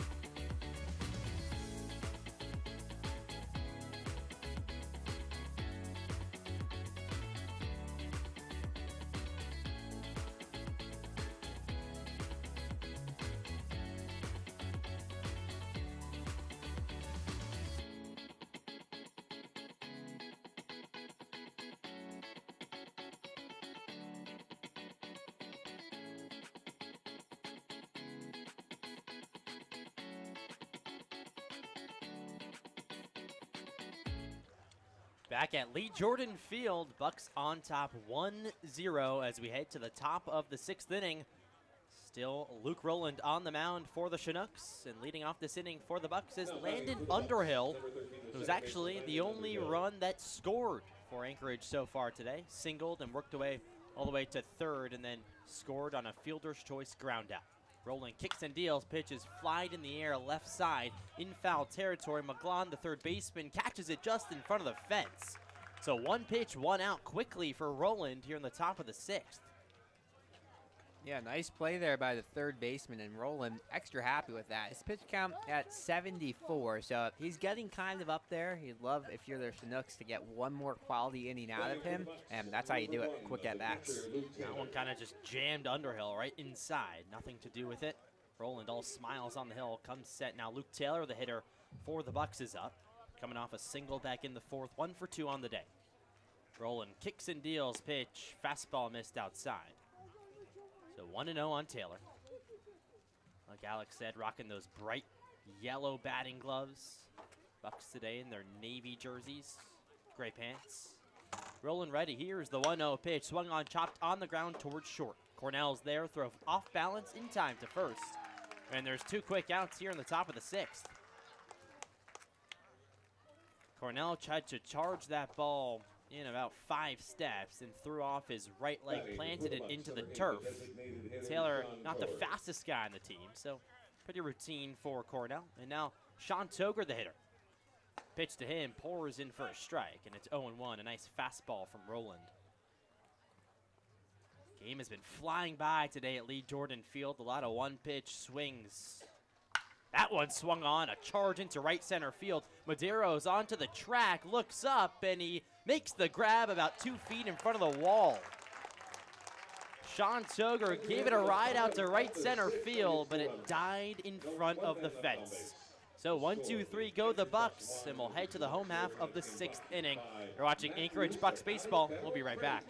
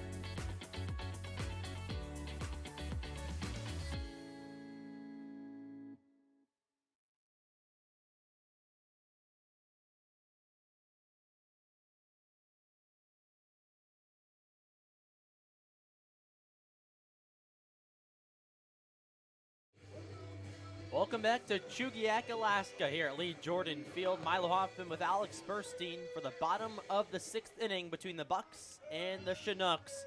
Anchorage on top 1-0, and it's the top of the lineup for the Chinooks, slated to face a new pitcher on the hill for the Bucs. It's Luke Barch making his 6th appearance of the season. Boasts a 1.5 ERA, 6 strikeouts, has been real solid out of the pen, but a brilliant outing from Cade Finazzo. Went 5 strong innings, 6 strikeouts. Pitch to Tauscher is in there for a fastball strike. Yeah, by far the best outing from Finazzo, who's only looked better in every appearance. He looked really good against the Miners last week and somehow one-upped it here to that. Tied his season total in punch-outs in just this one game. Breaking ball in there for a strike from Barch. Quickly 0-2 on the leadoff man. Tauscher 0 for 2 today. A ground out in the first and a fly out in the third inning. Barch shakes off Taylor, now ready. Here's the 0-2 pitch. Fought off foul, left side. Way out of play. Right on left matchup here to start off the bottom of the 6th inning. Now runs have been at a premium for the Chinooks over these last couple of games. Just 2 runs in their last 2 games. Barch sets, pitch, swung on, lifted high in the air, shallow center. Now drifts towards the infield. Grant Haas Underhill's there, and Haas makes the play right back of second base bag. And there's one quick out here for the Bucs and Luke Barch. Now batting in the 4, your Chinooks, number 2, the left Just a fielder, sky-high pop-up that stayed in the infield, and there's been a lot of quick outs so far this evening here at Lee Jordan Field. Now it's Nick Hockemeyer, the number 2 hitter. Pitch to him, a breaking ball strike, curved in beautifully from Barch. He has a really nasty off-speed, has gone to it a whole bunch. His last outing actually came back here last week, 1 2/3 innings of scoreless ball. Another breaking ball just missed outside that time, so 1-1. Hockemeyer 0 for 2 with a ground out and a strikeout. Short lefty in the box. 1-1 pitch, that's fly left side, way out of play. Now, I went out to go to the bathroom in between innings, and there's a whole bunch happening. We didn't know there's softball on the field behind us. Okay. Another softball game, and then there's people hitting the batting cages. It's like a whole complex out here. Yeah. A lot of action here at Lee Jordan Field and the surrounding area. 1-2 fastball misses outside, so 2-2 on Hockemeyer. Well, it makes sense because the number of cars in the parking lot is not proportionate to the number of fans at the game. Although there is a so. decent Yeah, crowd that's filed in. 2 balls, 2 strikes, 1 out. We're in the bottom of the 6th. Barch kicks and deals. Pitch swung on, grounded left side. Underhill drifts over and fires to first in time. So a nice ground out for Luke Barch and the Bucs. 2 outs here in the bottom of the 6th.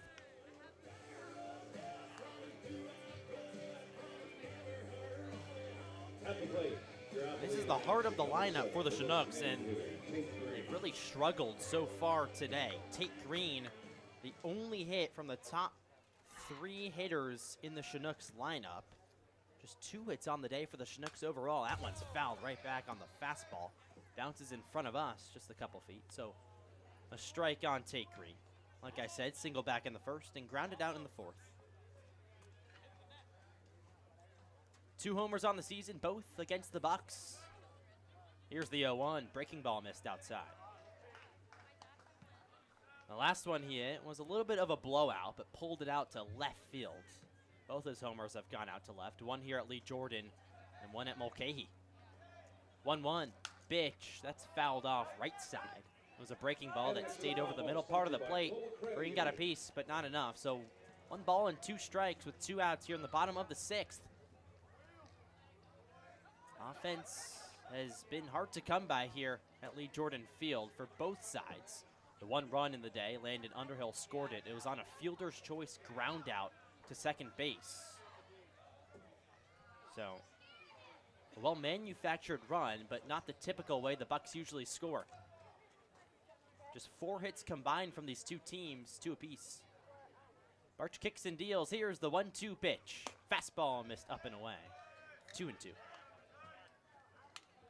Green, the DH today, normally plays at shortstop. He's racked up a couple errors, though, so gets the day off in the field. Barch, long pause. 2 balls, 2 strikes, 2 outs. There's the pitch. Breaking ball hit on the ground, third base side. Provencio charges, throws to first. Scoop by Bantam. They got him in time. Nice play all around. Provencio to Bantam. He dug it out from the dirt. And that'll do it in the home half of the 6th inning. No runs, no hits, and nobody left on base. We'll go to the top of the 7th. It's Anchorage Bucs baseball. We'll be right back.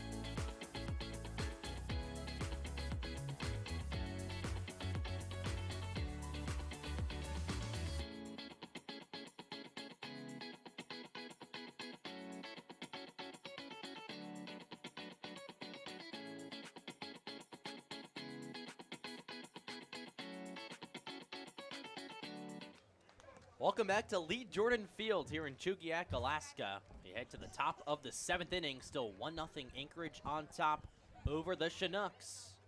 1 run off a fielder's choice ground out. Offense has been hard to come by today. Glad you're with us. Milo Hoffman with Alex Burstein. Bucs starting a new week of baseball after losing 4 of 5 this past week. Roland still on the hill. Provencio swings and misses on a fastball.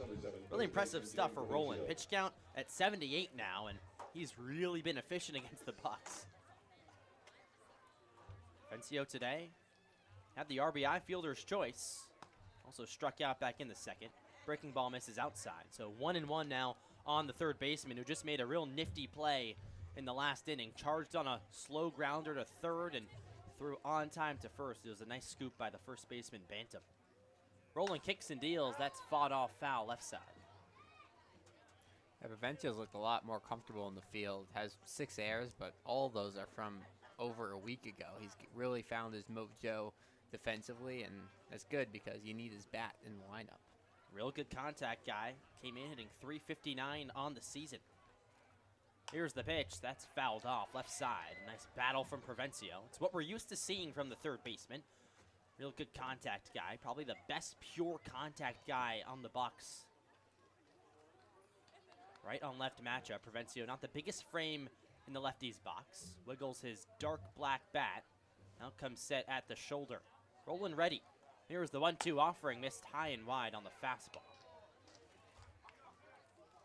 Provencio takes off his goggles that he sports, wiggles them around a bit, takes a long pause, and stares into his barrel. Roland's been real good so far today. Pitcher out of Little Rock.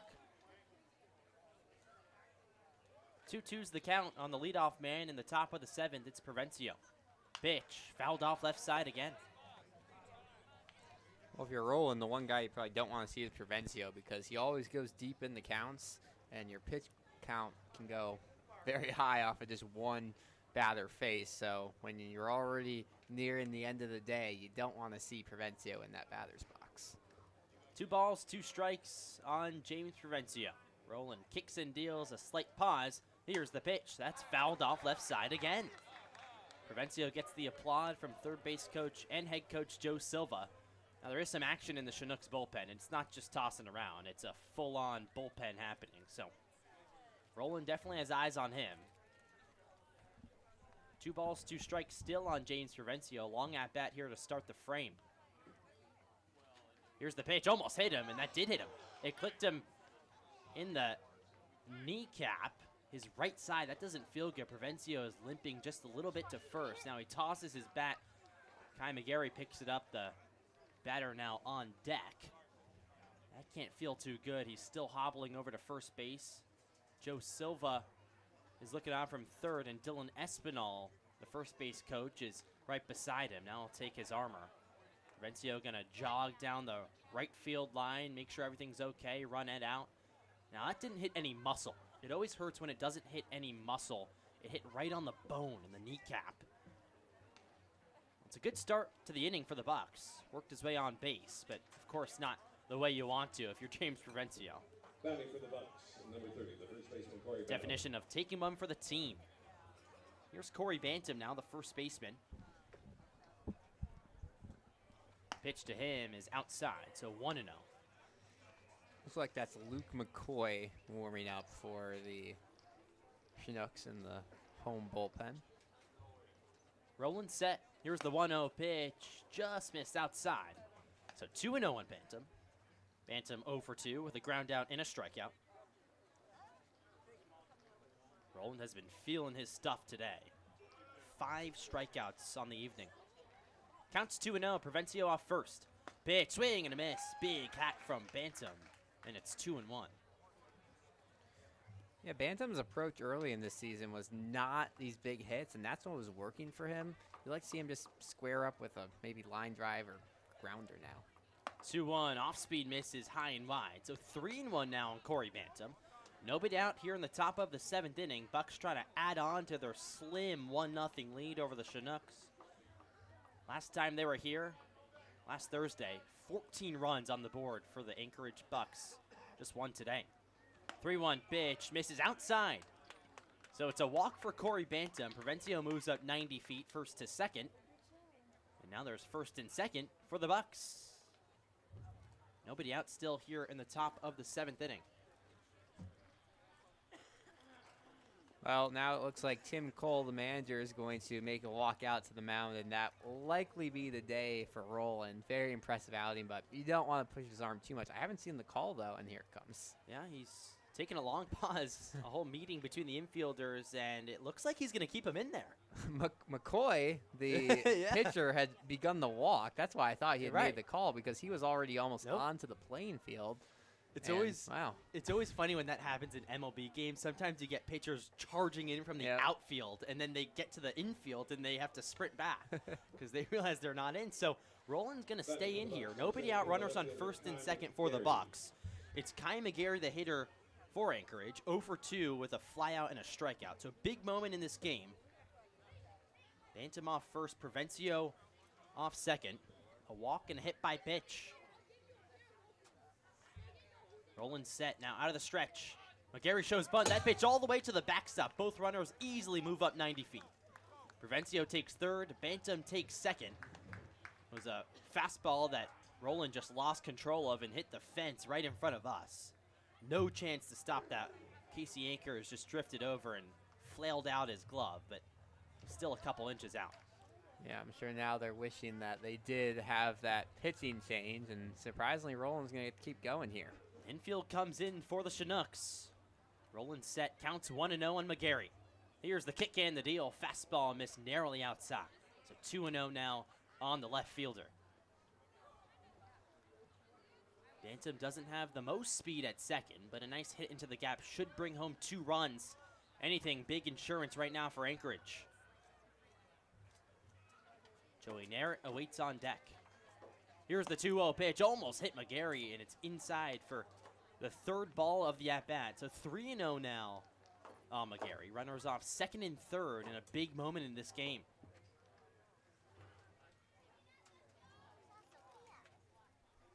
Time is called. Extra ball came on the field from the bullpen. So everyone will get set once again. Infield in, played straight up though. Outfield played straight up as well. Half distance, ready for the throw home. McGarry wiggles his half yellow and black bat. Here's the 3-0 pitch. Fastball missed outside. So a 4-pitch walk to Kai McGarry. He swings his bat and chucks it into the dugout of the Bucs. Now, finally, I think it'll be the time where Roland sees his day come to an end. Worked into the 7th inning, but unfortunately for him, loaded the bases with nobody out. And the bullpen pitcher, McCoy, is on the mound. I still haven't seen a sign. There we go. And there we go.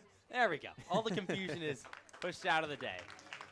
And what a day it was for Luke Roland. 6 innings pitched. He leaves the bases loaded, though. Still nobody out here in the top of the 7th inning. We'll be right back. It's Bucs baseball. Don't go anywhere.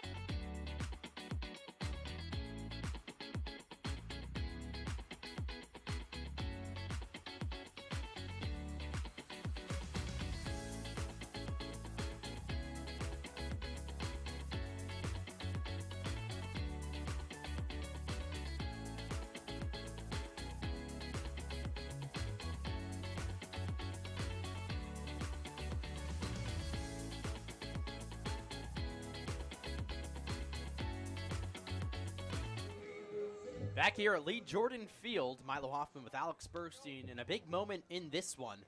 Bucks have the bases loaded with nobody out, and it's Joey Narrett, the hitter. They'll have to face a new pitcher on the Chinooks side of things. It's Luke McCoy, first reliever of the day for Chugiak, making his 6th appearance with a 2.79 ERA and 9.2 innings pitched. 5 strikeouts, just 2 walks, so a high-quality reliever out of the Chinooks pen. Right on left matchup, corners are in for the infield.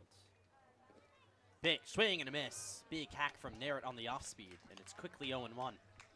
Yeah, Narrett's had a couple of strikeouts this year with the bases loaded. Now is not the time to do this. Anything into the outfield probably scores a run, so just make any contact. A strikeout and a hit by pitch for Narrett so far this evening. Here's the 0-1, swing and a miss. Another off-speed, and it's 0-2 now.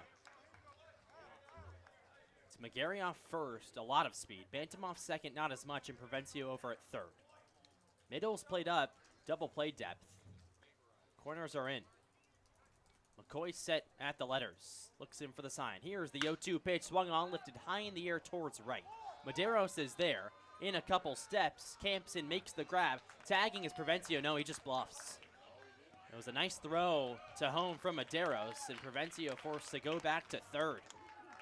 So a fly out that does not bring any run home for the Bucs. 1 out here, bases still loaded in the top of the 7th.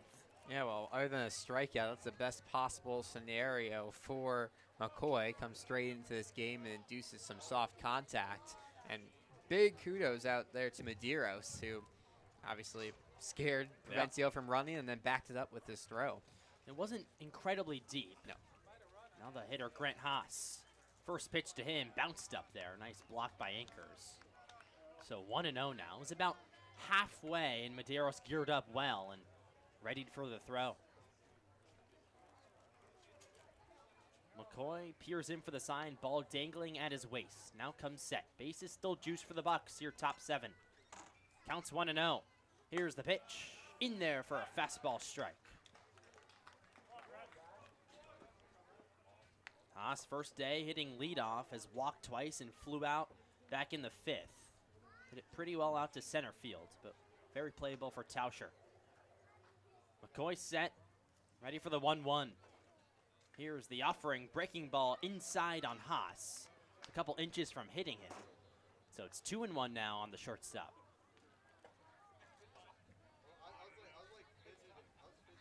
Talked to Haas before the game. 10 RBIs coming into today, and said the mindset is the same with runners on. So he's bound to bring some guys home. Big opportunity here. Counts 2-1. Here's the pitch. Check swing. Fouled off right in front of us. So 2-2 now on Haas. Sort of a check swing that, had velo off the bat, because every time you check swing, it comes off the barrel. So it really bounces off with decent velocity. Bases loaded for the Bucs. Grant Haas, the leadoff man at the plate. First time hitting leadoff this season. He's 0 for 1 with 2 walks on the evening. Corners are in for the Chinooks. Here's the 2-2 pitch. Check swing, he ran around. It bounced in front of the plate. Blocked by Anchors. It was a fastball that Haas just flailed at. So now there's 2 outs here in the top of the 7th. And the Chinooks are 1 out away from working a magical trick, getting out of the bases loaded with nobody out. Yeah, really good pitch there by McCoy, and obviously a little bailed out by the fact that there's a runner at first base because there was no way for Haas to advance on the strikeout. And yeah, this would be a huge, huge missed opportunity for the Bucs. Now Logan Yule up. 2 outs here, top 7. McCoy set, ready to deal to the number 2 hitter. Pitch pours in for a strike. 0-1 on Logan Yule. He's 0 for 2 on the day, but of course, last week, he had a grand slam back here at Lee Jordan Field. Out to right field, just bounced over the wall. No balls, 1 strike. Pitch, swing and a miss. An off speed from McCoy, quickly 0-2.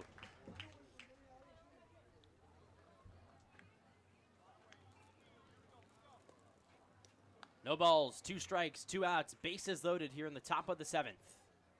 McCoy gets the sign, now comes set at the letters. Here's the offering. Swing and a miss. Got him on the off speed, and McCoy pumps his fist as he struts off the mound. Runs towards the dugout. Logan Yule's still in the batter's box, claiming that he fouled that off and it hit the dirt before. But home plate umpire Brandon Schmidt said that's not the case, and the side is retired. The Bucs leave the bases loaded, and we head to the bottom of the 7th. Still 1-0 Anchorage on top. It's Anchorage Bucs baseball. We'll be right back.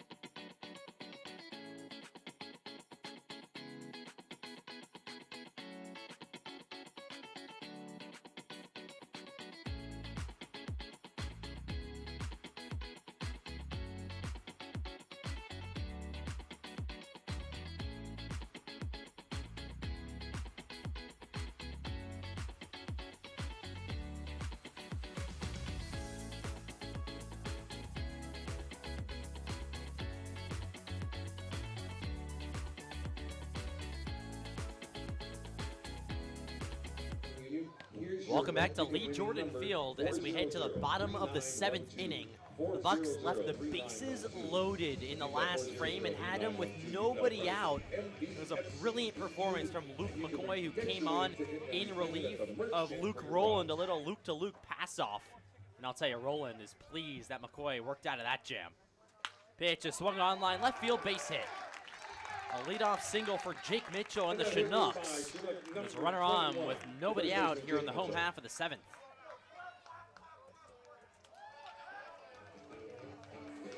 At the plate now. Barch still on the hill for Anchorage, his 2nd inning of work. Now the hitter Patrick McGlon for the Chinooks. They're down 1-0. So just like that, the tying run is aboard. McGlon so far today, 2 strikeouts swinging. Arch set, pitch right down the middle for a fastball strike. Defensive change for the Bucs. It's Nate Muncy now in at first base, taking over for Corey Bantam. Bantam today was 0 for 2 with a walk. Check back to first, not in time. It's a tough break for Bantam, taken out of the game after making that nice scoop on the 5-3 put out to end last inning. His last at bat too was productive, a walk. Arch comes set and wiggles his front foot. Now he's ready. 0-1, swung on line, left center field. McGarry on the run towards the gap, and it drops, goes all the way towards the wall. Mitchell around second, gets the wave around third. He will score easily. It's an RBI double for Patrick McGlon, and we're tied up at 1 here in the bottom of the 7th. Your hometown hardware store. We've got a tie ball game. Oh, that ball just uncorked on. Looked for a second like it might fly out of Lee Jordan Field. You said bounce all the way to the wall. It barely had anywhere to bounce. That one took 1 hop onto the signs out there in left field. Obviously, Kai McGarry's very fast, but that one splits the difference perfectly between the left and center fielders. And brand new ball game here. Tied up at 1, and the go-ahead run is in scoring position already. Hitter's Casey Anchors, the catcher. Barch set. Pitch swung on, lofted high in the air towards right field. Yule comes on a few steps, gathers it. And no tag from second. So Patrick McGlon stays put at the bag. Nice play from Yule to throw it in with nice velocity. So 1 out here in the bottom of the 7th. Number 22, the right fielder, Orion Maderos. Times have changed here at Lee Jordan Field. I mean, you felt it coming at some point. Momentum switched when the Chinooks worked out of that bases loaded, nobody out jam. Now Orion Medeiros, the right fielder, is up. Arch set, runner on second. Here's the offering, fouled back on the fastball. And that Chinook foul ball sponsored by Carl. So 0-1 on Medeiros. Medeiros is 0 for 1 on the day. A fly out back in the second, and he walked in the fifth. Arch comes set. Runner on second, it's Patrick McGlon. Counts 0-1. Long pause. Here's the deal. Swung on, fouled off right side. And that Chinook foul ball sponsored by Three Bears. Looks like, if I'm not mistaken, Grady Ferris warming up in the bullpen for the Bucs. Has been an excellent reliever for Anchorage so far. Just as I say that, his warm-up pitch comes all the way near us. Actually finds its way into the Bucs dugout. That's what warm-ups are for. No balls, 2 strikes, 1 out, bottom 7. Here's the pitch, swung on, hit high in the air, left side. Grant Haas, the shortstop, just into outfield grass, makes the one-handed catch. So a pop out in the infield, and there's 2 gone here in the bottom of the 7th. Coming to the plate. It's interesting. It looks like Ferris went out there just as they tied the game. So situationally, they were having to plan for having the lead, and now they find themselves in a different situation and think Ferris is up to the task. All Joe Silva and his coaching staff's decision. Arch the pitcher right now, though. 2 outs.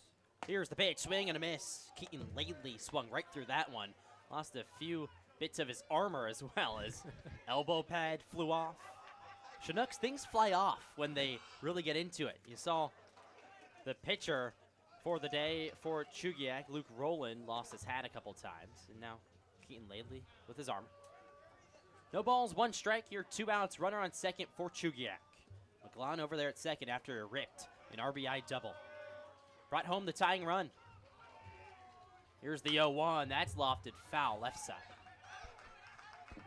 And that Chinook foul ball sponsored by When you hold a narrow 1-0 lead, it can change in an instant. Of course, every batter that comes to the dish is the tying run. It was a double, though, for Patrick McGlon. That was his 5th RBI on the season. Laidley with his heavily closed stance. Ready for the 0-2, swing and a miss. Got him on the high fastball, and Barch works out of it. 1 man left on base. Chugiak Chinooks do get 1 run on McGlon's double that brought home Jake Mitchell. But we head to the top of the 8th, tied up at 1 here at Lee Jordan Field. It's Anchorage Bucs baseball. Don't go anywhere.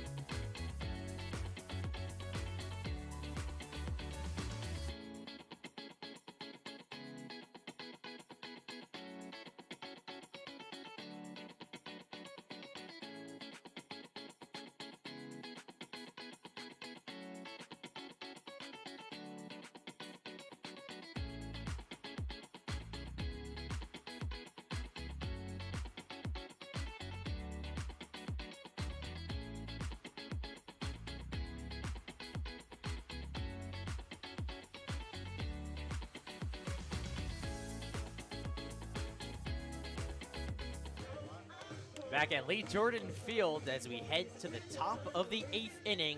Tied up at 1 here in Chugiak, Alaska. Glad you're with us wherever you may be. Milo Hoffman and Alex Burstein bringing you Anchorage Bucs baseball. First game of a long stretch for the Bucs. 9 games in 8 days for Anchorage. Would be a great way to start off with a win here at Lee Jordan Field. Knotted up at 1 with the Chinooks. Landon Underhill, the leadoff hitter for the Bucs. Luke McCoy still on the mound for Chugiak. First pitch is just a strike at the knees. It's a fastball that clipped in. So 0-1 now on Underhill. Underhill so far today, 1 for 3 with a single back in the 4th inning. Pitch just outside. Last time the Bucs were hitting, stranded the bases juice, nobody out. Tough to bring home no runs in that situation. Here's the 1-1, looked at for a ball just narrowly inside. McCoy's missing by a couple inches here. He's the one who came on, was brought in straight into the fire, the epitome of that, and somehow worked magic to get out of it. Counts 2-1. Here's the pitch, swung on, chopped on the ground, right side. Mitchell's there, the first baseman, dives to the bag and gets there before Underhill does. So an out on the ground out to first base. One gone here in the top of the 8th. Yeah, McCoy's looked so good here early on. You mentioned he's just missing by a little bit. He really knows how to find the strike zone, and obviously a couple of ground outs and fly outs go along with it, but 4 batters retired to start off your outing. Not bad at all. Not at all, and now Luke Taylor up. 1 for 3 on the day. Get this, he hasn't had a multi-hit game since June 13th. Looking for that, he looks at a first pitch ball outside. To start the season, Taylor was an absolute machine, racking up those multi-hit games, those homers. Now hasn't homered in a while, still at 3. Still towards the top of the ABL, though. 1-0 pitch, fastball missed outside. Has a single today, so a chance to bring home his 2nd knock and make it a multi-hit game for the first time in 2 weeks. McCoy, long pause, now brings his glove up towards his eyes. Ready for the 2-0. Here's the pitch, line, left center field, and it drops in for a base hit. There's Luke Taylor's multi-hit game. The Bucs have a runner on board with 1 out here in the top of the 8th. Yeah, well, that's something you expect out of him. Just drives that one towards left center field, and he's finding himself back more comfortable. We mentioned this in a couple past broadcasts, but back catching, trying to deal with both of those things, and now he's kind of looking more comfortable doing both of them at the same time, which is great to see. Now it's just a ripper. Now to left center field. Now Taylor aboard at first. Toger the hitter. Pitch to him is an off-speed inside. 1-0 on Sean Toger, the DH today. Toger so far is 0 for 3. The ground out, a strikeout, and a flyout. McCoy set now out of the stretch. Taylor jumps off first. Counts 1-0.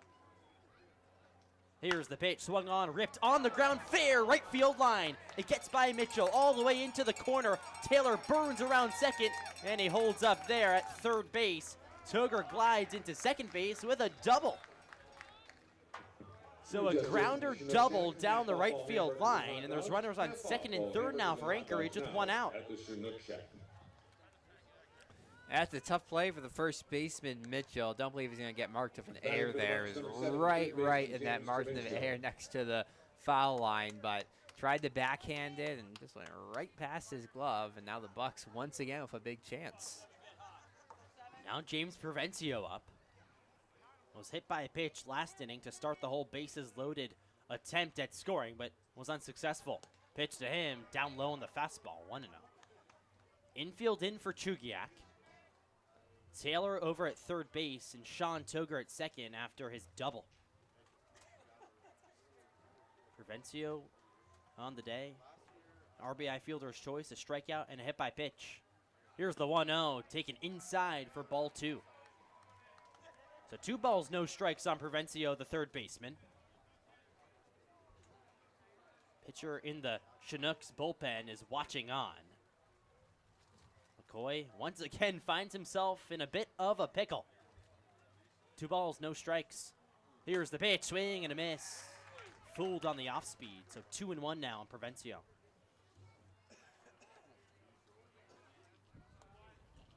James brought home the only run for the Bucs so far today. It was an RBI fielder's choice back in the 4th inning. McCoy stands tall. Here's the 2-1, chopped foul off the foot of Provencio, so it's 2-2.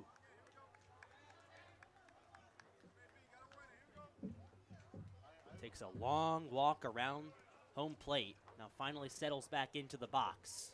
Infield's in for Chugiak. McCoy's licking his hands, playing with the ball, making sure he has good grip. 2 balls, 2 strikes, 1 out here in the top of the 8th. Tied up at 1 between the Bucs and the Chinooks. Long pause for McCoy. Now he's ready. Here's the 2-2 pitch. Swung on, chopped right side, foul.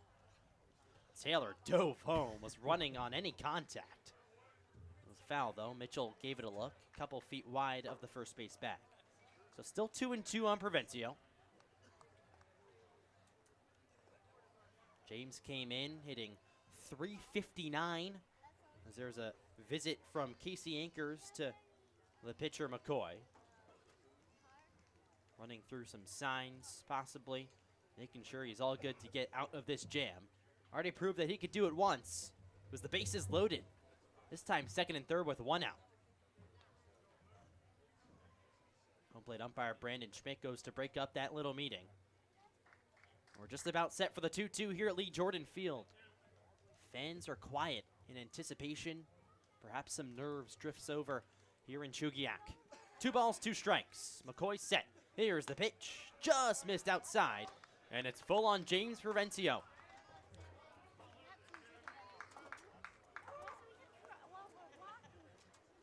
Provencio off his first hitless appearance in 5 games last Friday against the Miners.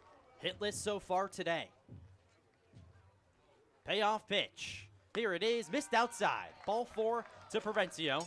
He flings his bat towards the dugout, walks up 90 feet towards first base, and the bases are once again loaded for the Bucs. And that'll do it for Luke McCoy.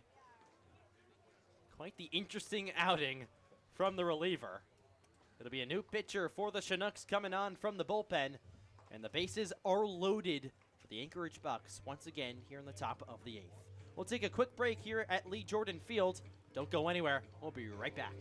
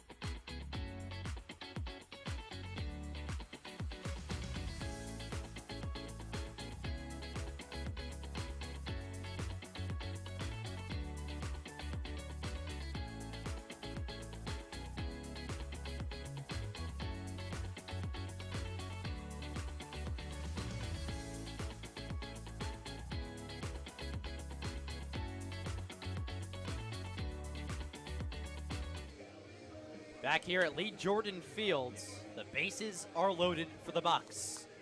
It's a new pitcher on the hill for Chugiak. It's Evan Rossi making his 5th appearance out of the bullpen, 6.2 innings pitched, 2.7 ERA. So good stuff out of the pen for Chugiak. A new pitcher and a new hitter. Nate Muncy, the first baseman who took over for Corey Bantam defensively, now with his first at-bat of the game. 1 for 10 on the season in limited play time. 1 out here, bases juice for the Bucs.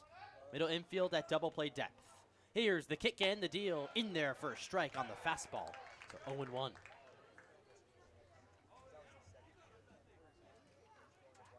It's Taylor at third, Toger at second, Provencio over at first. Rossi set. Here's the 0-1 pitch inside. So it's 1-1 on Nate Muncy. Back-to-back innings, the Bucs have loaded up the bases. Last time out in the 7th, they left them loaded. Nobody out. Couldn't bring one run home. Here's the 1-1 pitch, chopped up the middle. Laidley's there, the second baseman, steps on the bag, throws to first, in time. A 4-3 double play, and the Bucs leave the bases loaded for the second straight inning. 3 men left on base. The scores all 2 hits and 3 men left on base in the top of the 8th inning, and we're still tied at 1 apiece here at Lee Jordan Field. We'll be right back. It's Bucs baseball. Don't go anywhere.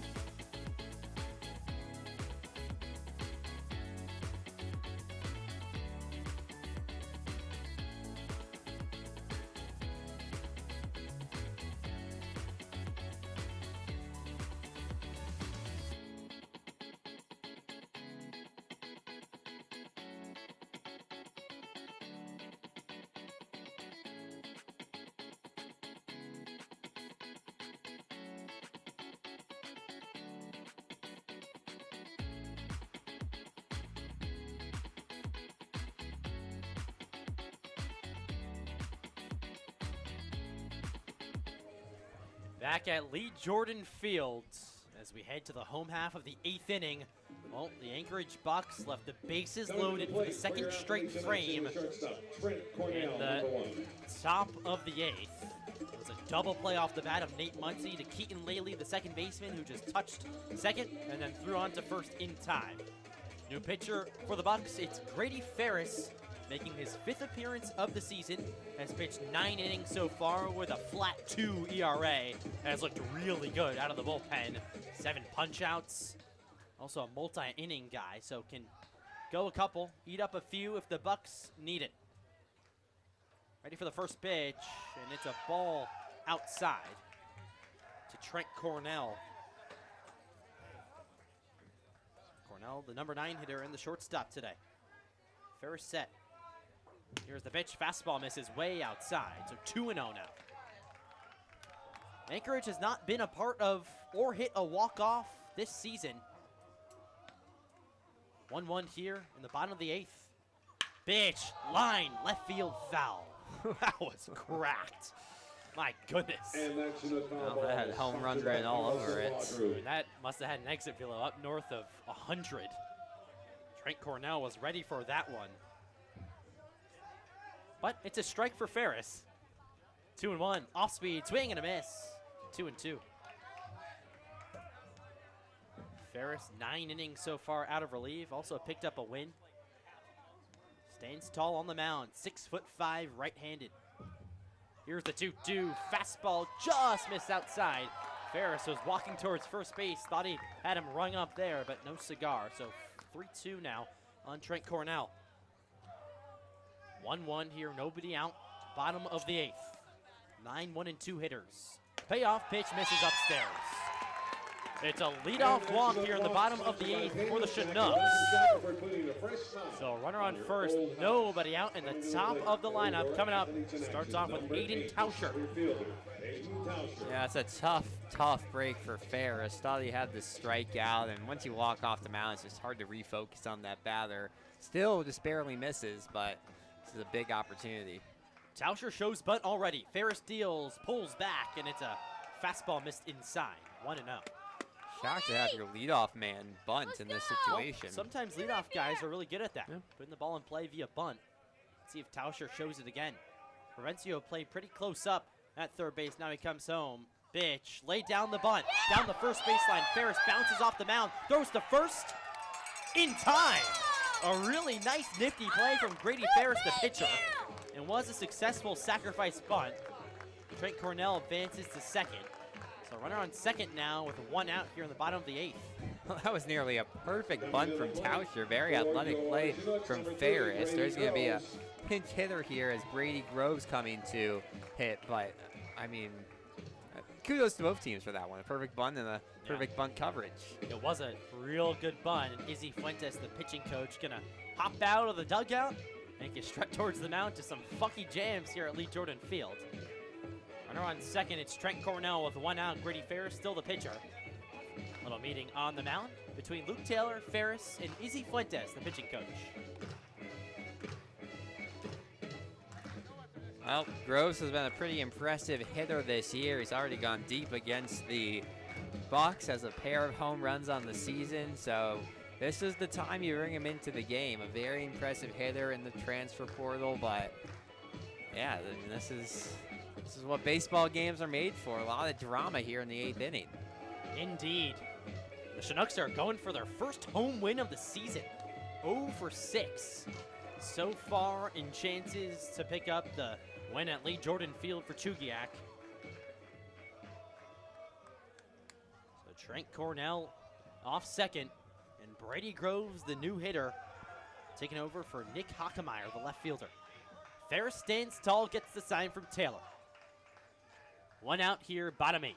Here's the kick in, the deal swung on, lifted high towards left field. Very playable for McGarry.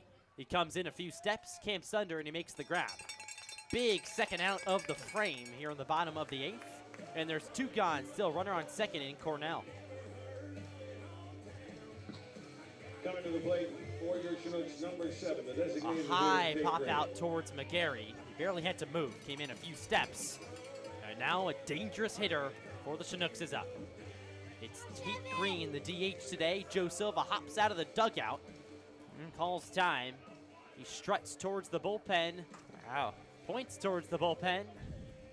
And they'll give way for Ferris. So Grady Ferris staring at the ball. Gives it to Joe Silva, who gets a pat on the back. Fist pumps Luke Taylor. And it'll be Jack Giordano coming on for the Bucs. The hard-handed thrower out of San Diego. We'll see him in action on the other side of this quick break. Don't go anywhere. It's Bucs Baseball. We'll be right back.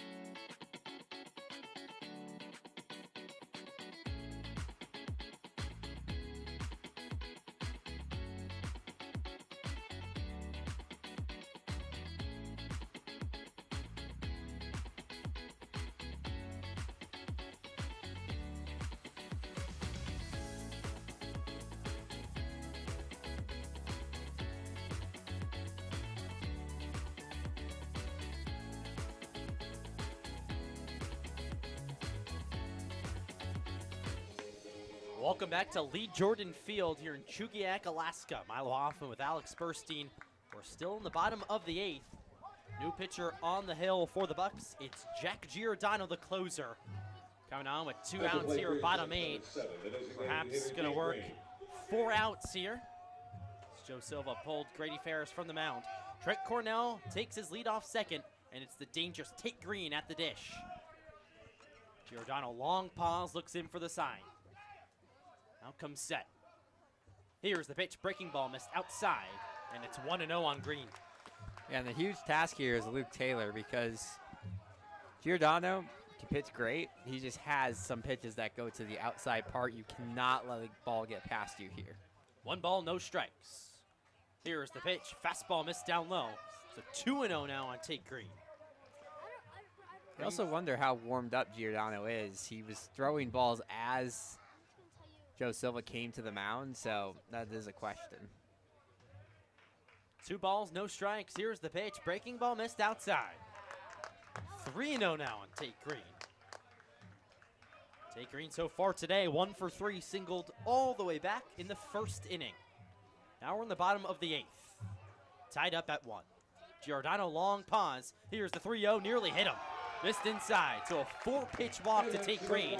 Now you wonder if that was part of the plan, because Tate Green, by far their most dangerous guy. Hits .362, real dangerous at the dish. Already had a hit today, both homers against the Bucs so far this season. Yeah, but I don't think he's bringing in a new pitcher to intentionally walk someone. You never know. But it's a fair point. 2 outs here in the bottom of the 8th.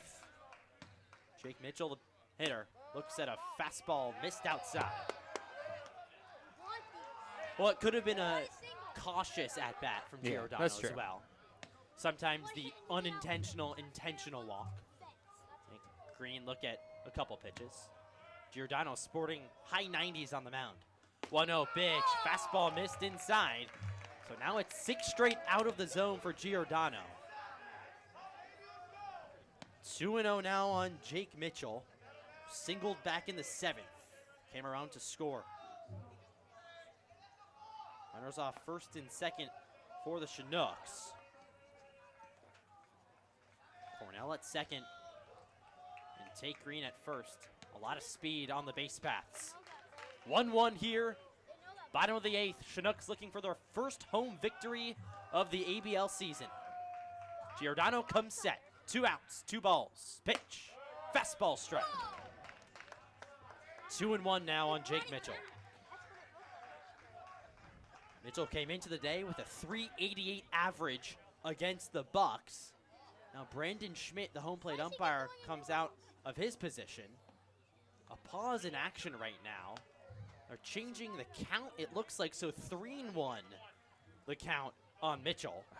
There was some confusion there. Normally you don't see a stoppage in play. Had he thrown 4 pitches? I don't know. 3 balls, 1 strike, says Brandon Schmidt, and that's what we'll go with. Here's the offering, swing and a miss.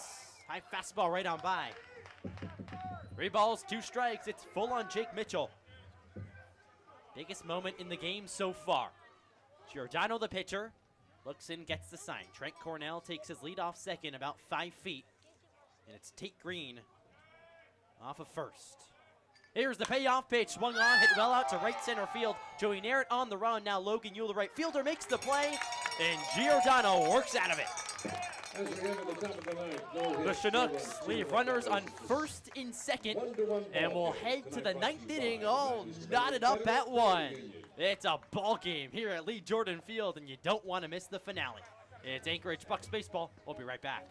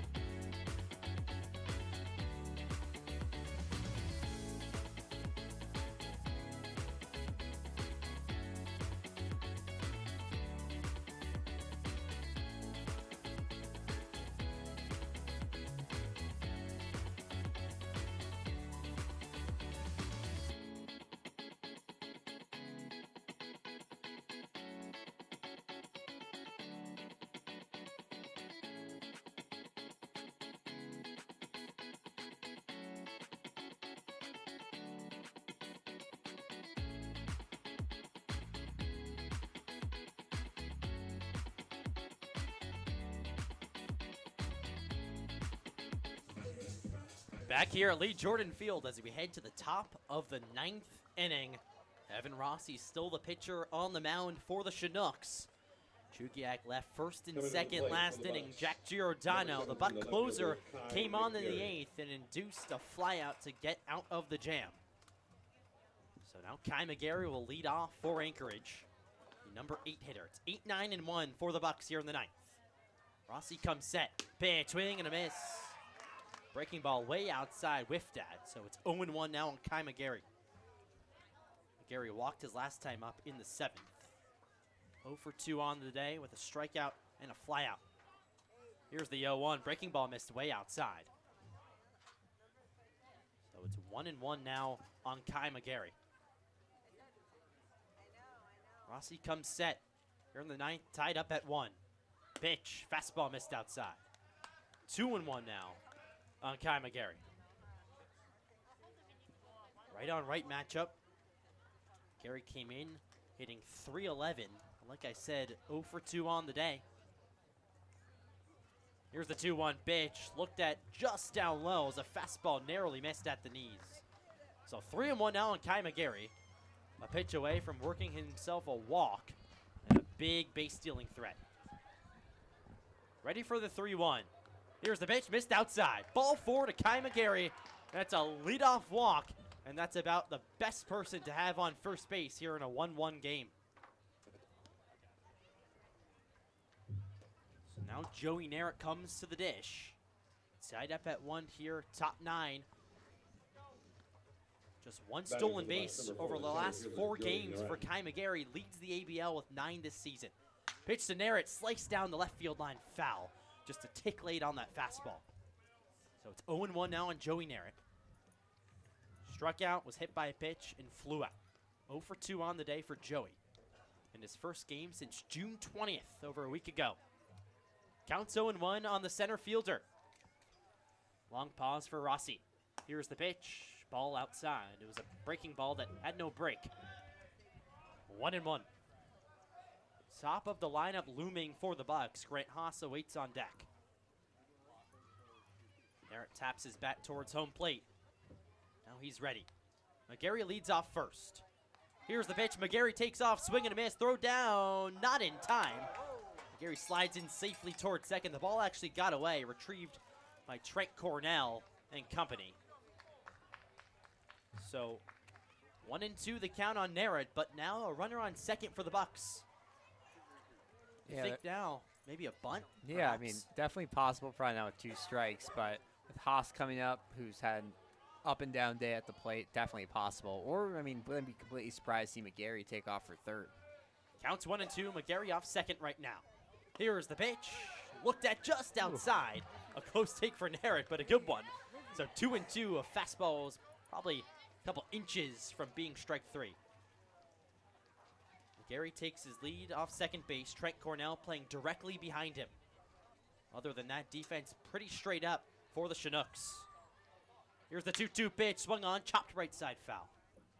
Just past the first base bag. We'll do the 2-2 again. McGarry is running on the contact, so if you don't bunt here, Narrett somehow has to find a way to pull the ball on the right side because that'll advance McGarry over to third. Big at bat. Narrett so far 0 for 2 with a hit by pitch. Rossi set, stands tall on the bump. Here's the 2-2, chop foul right side again. Straight into the Buck dugout. Now it drifts towards the bullpen down the right field line. So still 2-2 on Joey Narrett. Like Alex said earlier, Narrett just entered the transfer portal. Previously was at Dallas Baptist University and saw decent time for them. 2-2 right here at Lee Jordan Fields. Here's the pitch. Fastball called strike 3. But the inside part of the plate, Joey Narrett not a fan of the call, and Joey Narrett has just been tossed. Brandon Schmidt, the home plate umpire, just tossed Joey Narrett after he was arguing the strike 3 call on the inside part of the plate. Now Joe Silva will come over from third base, and Joe Silva has just been tossed. So 2 players tossed from the Bucs. It's been a rowdy game. Joe Silva has been talking from the dugout. So 1 strike call, and now 2 players, Joey Narrett and the coach Joe Silva, has just been thrown out of the game. Wow. And those are quick, too. I mean, Narrett was talking for a couple of seconds, but I mean, Silva almost immediately was. So, yeah, that's shocking. Silva, it's like Brandon Schmidt knew that was going to happen. Yeah. And just, it wasn't even a vicious throw-out sign. It was just like, you're out. It was like, that's it. That's the bottom line. The bottom line is that the Bucs still have a runner on second with 1 out, a big chance to bring home the go-ahead run. So now Kirk Strider will come out of the dugout. Home man first base, and Dylan Espinal will go over to third. It's interesting to move Espinal to third when first is his general position, but I guess they just trust him more as a base coach right now, and third's where you need the runner, but wow. First ejections of the season. They come in pairs. One out here, top of the ninth. Grant Haas, the hitter. Rossi stands tall on the rubber. Here's the pitch, swung on, fouled left side. So now, a new look for the Bucs. Kirk Schreider, who filled in as head coach for Joe Silva when he was out last Tuesday, I believe. He's over at first base. The hitter's Grant Haas, leadoff man today. Walked twice, struck out, and flew out. 0 for 2. Here's the 0-1, swung on, chopped, third base side. Patrick McGlon's there, gears up for the throw, in time to first. Advancing to third is McGarry, he's safe. So a dangerous base running play for McGarry, but it works out in the end. Runner on third now with 2 outs for the Bucs, and it's the number 2 hitter, Logan Ulop. Yeah, this is a big spot for Logan Ewell. We mentioned he had the grand slam last week in a blowout. This one means a lot more. Definitely a risky take by McGarry, but possibly an even riskier throw from Mitchell, who was already behind the plate. He almost bounced that into the outfield, so lucky to keep the runner at third there. 2 outs, Logan Ewell, the hitter. Pitch, breaking ball in there for a strike. These Chinooks pitchers really know how to work out of jams. Indeed. McGlon playing way off the left field line, about 15 feet from the bag. McGarry off third. Here's the 0-1 pitch, cut and a miss. 0-2 on Logan Ewell. 2 strikes, 2 outs, top 9, tied up at 1 here at Lee Jordan Field. Chinooks in search of their first home win of the season. McGarry takes his lead off third. Rossi set. Here's the 0-2 pitch, swung on, hit high in the air towards right. That's playable for Medeiros, comes in, and he makes the catch.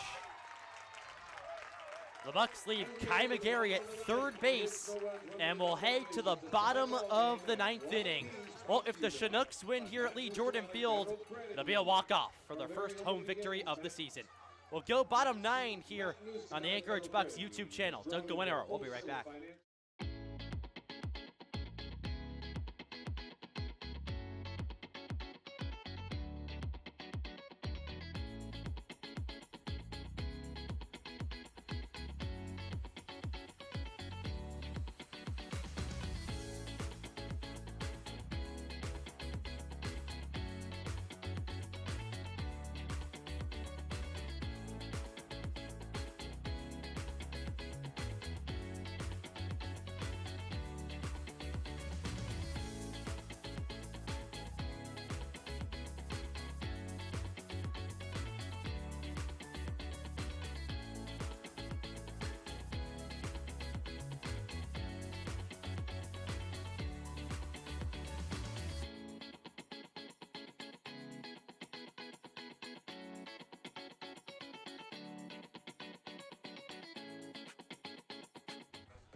Welcome back to Lee Jordan Field here in an old-fashioned pitcher's duel.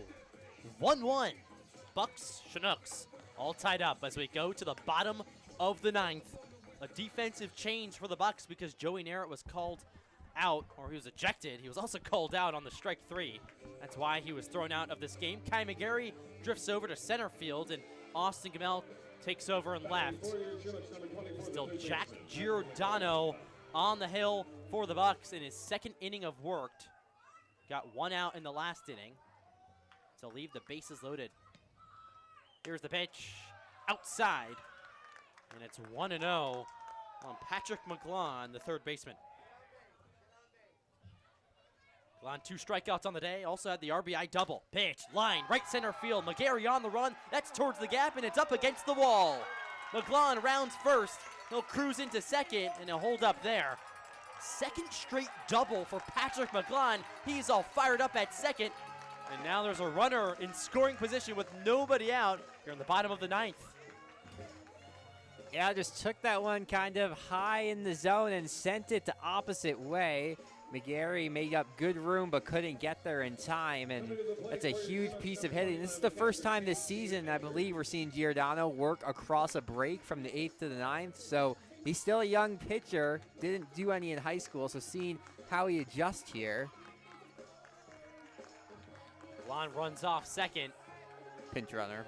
It's going to be a pinch runner Looks like Isaiah Peritos. for the Chinooks. Isaiah Perito will do the running duties from second. So now nobody out, runner on second for the Chinooks. It's almost like the Manfred man in the MLB in extra innings. Right now, I would not be surprised if we see some bunt, some small ball from Chugiak. Giordano off the mound right now. It's a running change for the Chinooks. Isaiah Perito out of Messiah University will run for the Chinooks. We had the day off today. So now Casey anchors the catcher against Jack Giordano. Runner on second for Chugiak. Nobody out in the bottom of the ninth. Here's the pitch. He shows bunt. It's outside. Oh, it's 1-0 on the catcher. Anchor so far today has a single and 2 flyouts, 1 for 3. Giordano set, long pause. Anchor's already showing bunt. Here's the pitch. He pulls back. It's a fastball strike, and it's 1-1. Nate Muncy was charging in down the first baseline ready on a potential throw to third. Of course, you bunt to try to advance the runner to third, but if Muncy can grab it in time, you might have a play. Ready for the 1-1. Anchor shows bunt. Here's the pitch. Breaking ball misses outside. 2-1 on Casey Anchors, the catcher. Yeah, well, if you're the Chinooks here, you might just want to wait until Giordano finds his fastball because the breaking ball has not been hitting the zone here today, and you can take balls. Counts 2-1. Here's the bunt check back to second base. Dugouts appealing for a balk, and there was no balk. So 2-1, still the count on Casey Anchors. Jack Giordano steps back on the rubber. Perito leads off second. Casey Anchors the hitter. Corners are in. Shows bunt again, gets it down first base side. Muncy charges Anchors, tags him. Runner advances to third. So it's a productive out as Casey Anchors is fired up heading back to the dugout. I don't know if I've ever seen more fiery stuff from a runner who just laid down a bunt. So the winning run is at third base for Chugiak. It was a successful push bunt. So now Orion Medeiros, the hitter for the Chinooks. Infield comes way in for the Bucs. Giordano set. 1 out here, bottom 9. Pitch. Just missed down low. Now a potential opportunity to walk him and set up the double play ball. But who knows? Could be risky. 1-0. Here it is. Breaking ball missed upstairs. 2-0 now on Medeiros. Yeah, I'm surprised Keen Laidley's on deck. He's 0 for 3 today, so you'd expect a pinch hitter, but the Chinooks are rolling with what they have here. Giordano comes set. 2 balls, no strikes. Here's the offering swing and a miss. Nice breaking ball outside. 2-1. Medeiros today walked, struck out, and flew out. 0 for 2. Counts 2-1 on him right now. Line out here, bottom 9. Winning runs over at third. It's Isaiah Perito. Here's the bait swing and a miss. Another breaking ball, another whiff, and it's 2-2. Bullpen for the Bucs standing. Fans standing here at Lee Jordan Field. The closer, Jack Giordano, on the hill for the Bucs. 2 balls, 2 strikes, 1 out. He comes set. Here's the pitch, high and in. Almost hit him, and it's full. Defense played straight up for the Bucs. Outfield half and half, ready for a potential throw home. Winning run takes his lead off third. It's Perito. Giordano set. Here's the payoff pitch. Breaking ball called. Strike 3. Got him frozen. 2 gone. Bottom 9.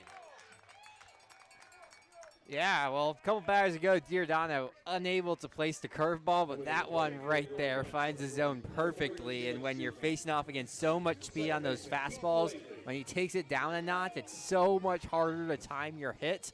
So a very, very good job there by Giordano, and this would be huge if they can get out of it. Luke Taylor goes out to the mound, talks with Giordano.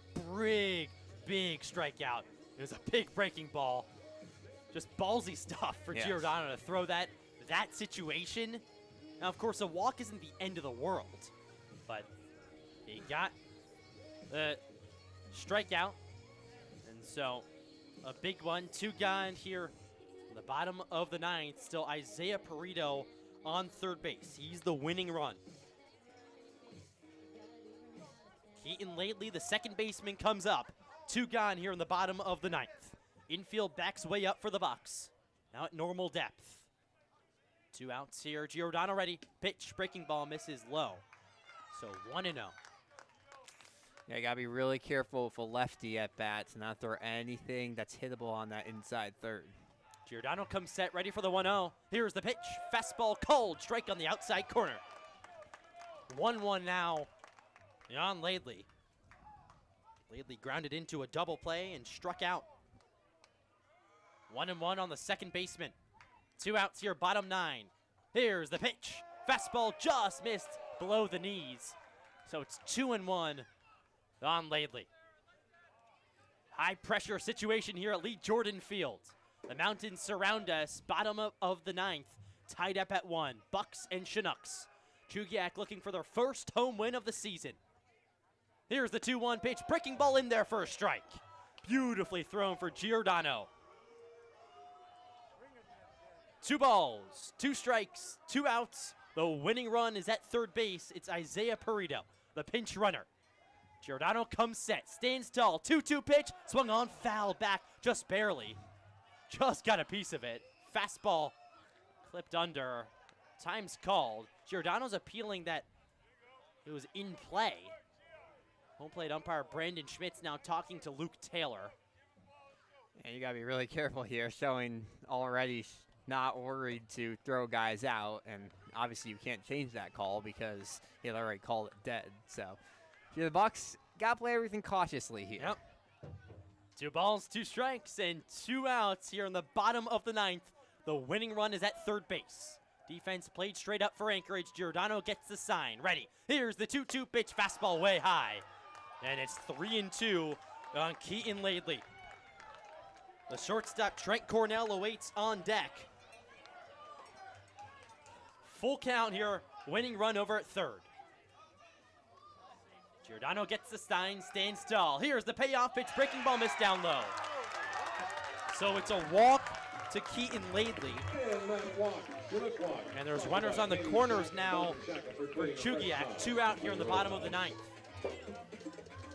Yeah, that was just back and forth. Both players doing a really good job. You imagine if the Chinooks are going to win this game, it's not going to be off a hit. It's either going to be off of a walk or maybe a wild pitch because they're not able to time anything out. And now we're going to see another mound visit. Cornell, not your typical 9-hitter. He's already reached twice today. So this is a very, very interesting spot. Izzy Fuentes will take his patented long walk out to the mound, and it's a full infield visit as well. Provencio, Haas, Muncie, and Underhill all on the mound right now. I'm talking to Jack Giordano, the Bucs closer. It's runners on first and third right now for Chugiak, with 2 outs here in the bottom of the 9th.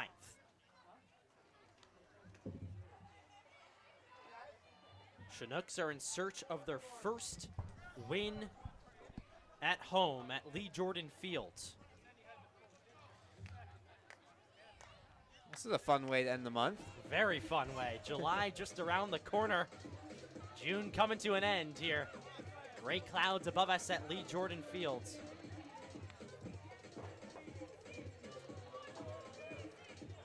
It's Trent Cornell, the hitter. He steps into the box. Giordano set at the belt. Bounces. Now the runners take off. It's just the runner from first and second. Pitch down low. So it's defensive indifference. Runners on second and third now for the Chinooks. 1-0 on Trent Cornell. Giordano gets the sign. Here's the pitch. Breaking ball missed upstairs, and it gets by Luke Taylor. The winning run comes home to score, and the Chinooks win their first game at Lee Jordan Field of the season. They walk it off on a wild pitch Isaiah Perito got a quick jump and slid home to score the winning run. 2-1, the final score here at Lee Jordan Field. At 6 o'clock, as the Chinooks take on the Pilots.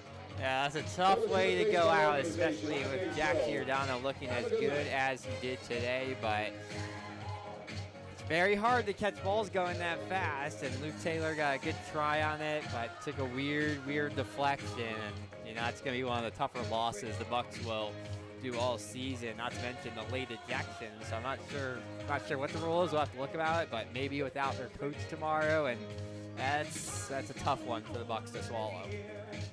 But it did seem like the Chinooks were gaining momentum as the month went over. Well, it makes sense. You said it feels like a game where the winning run is going to be scored not via hit, and that was indeed the case. Just a pitch that got by Luke Taylor, and it wasn't in the dirt. Nope. It was a pitch that was high. Taylor just flailed out his glove and couldn't make the grab. It didn't even go that far from him. Just a great jump from Perito, and there was no chance at a play at home. So, final score, 2-1. The Bucs have now lost 5 of their last 6 games. We'll take a quick break here at Lee Jordan Field. We'll be back with the game totals. Don't go anywhere. It's Bucs Baseball.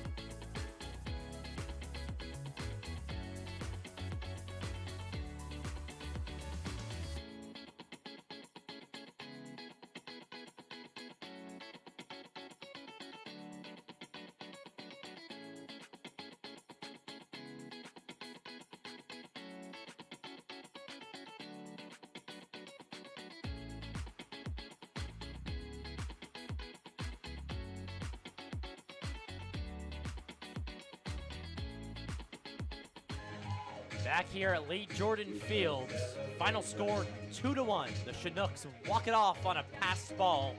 In the bottom of the 9th, Isaiah Perito came home to score, and they win their first home ball game of the season. Take a look at how this game went down.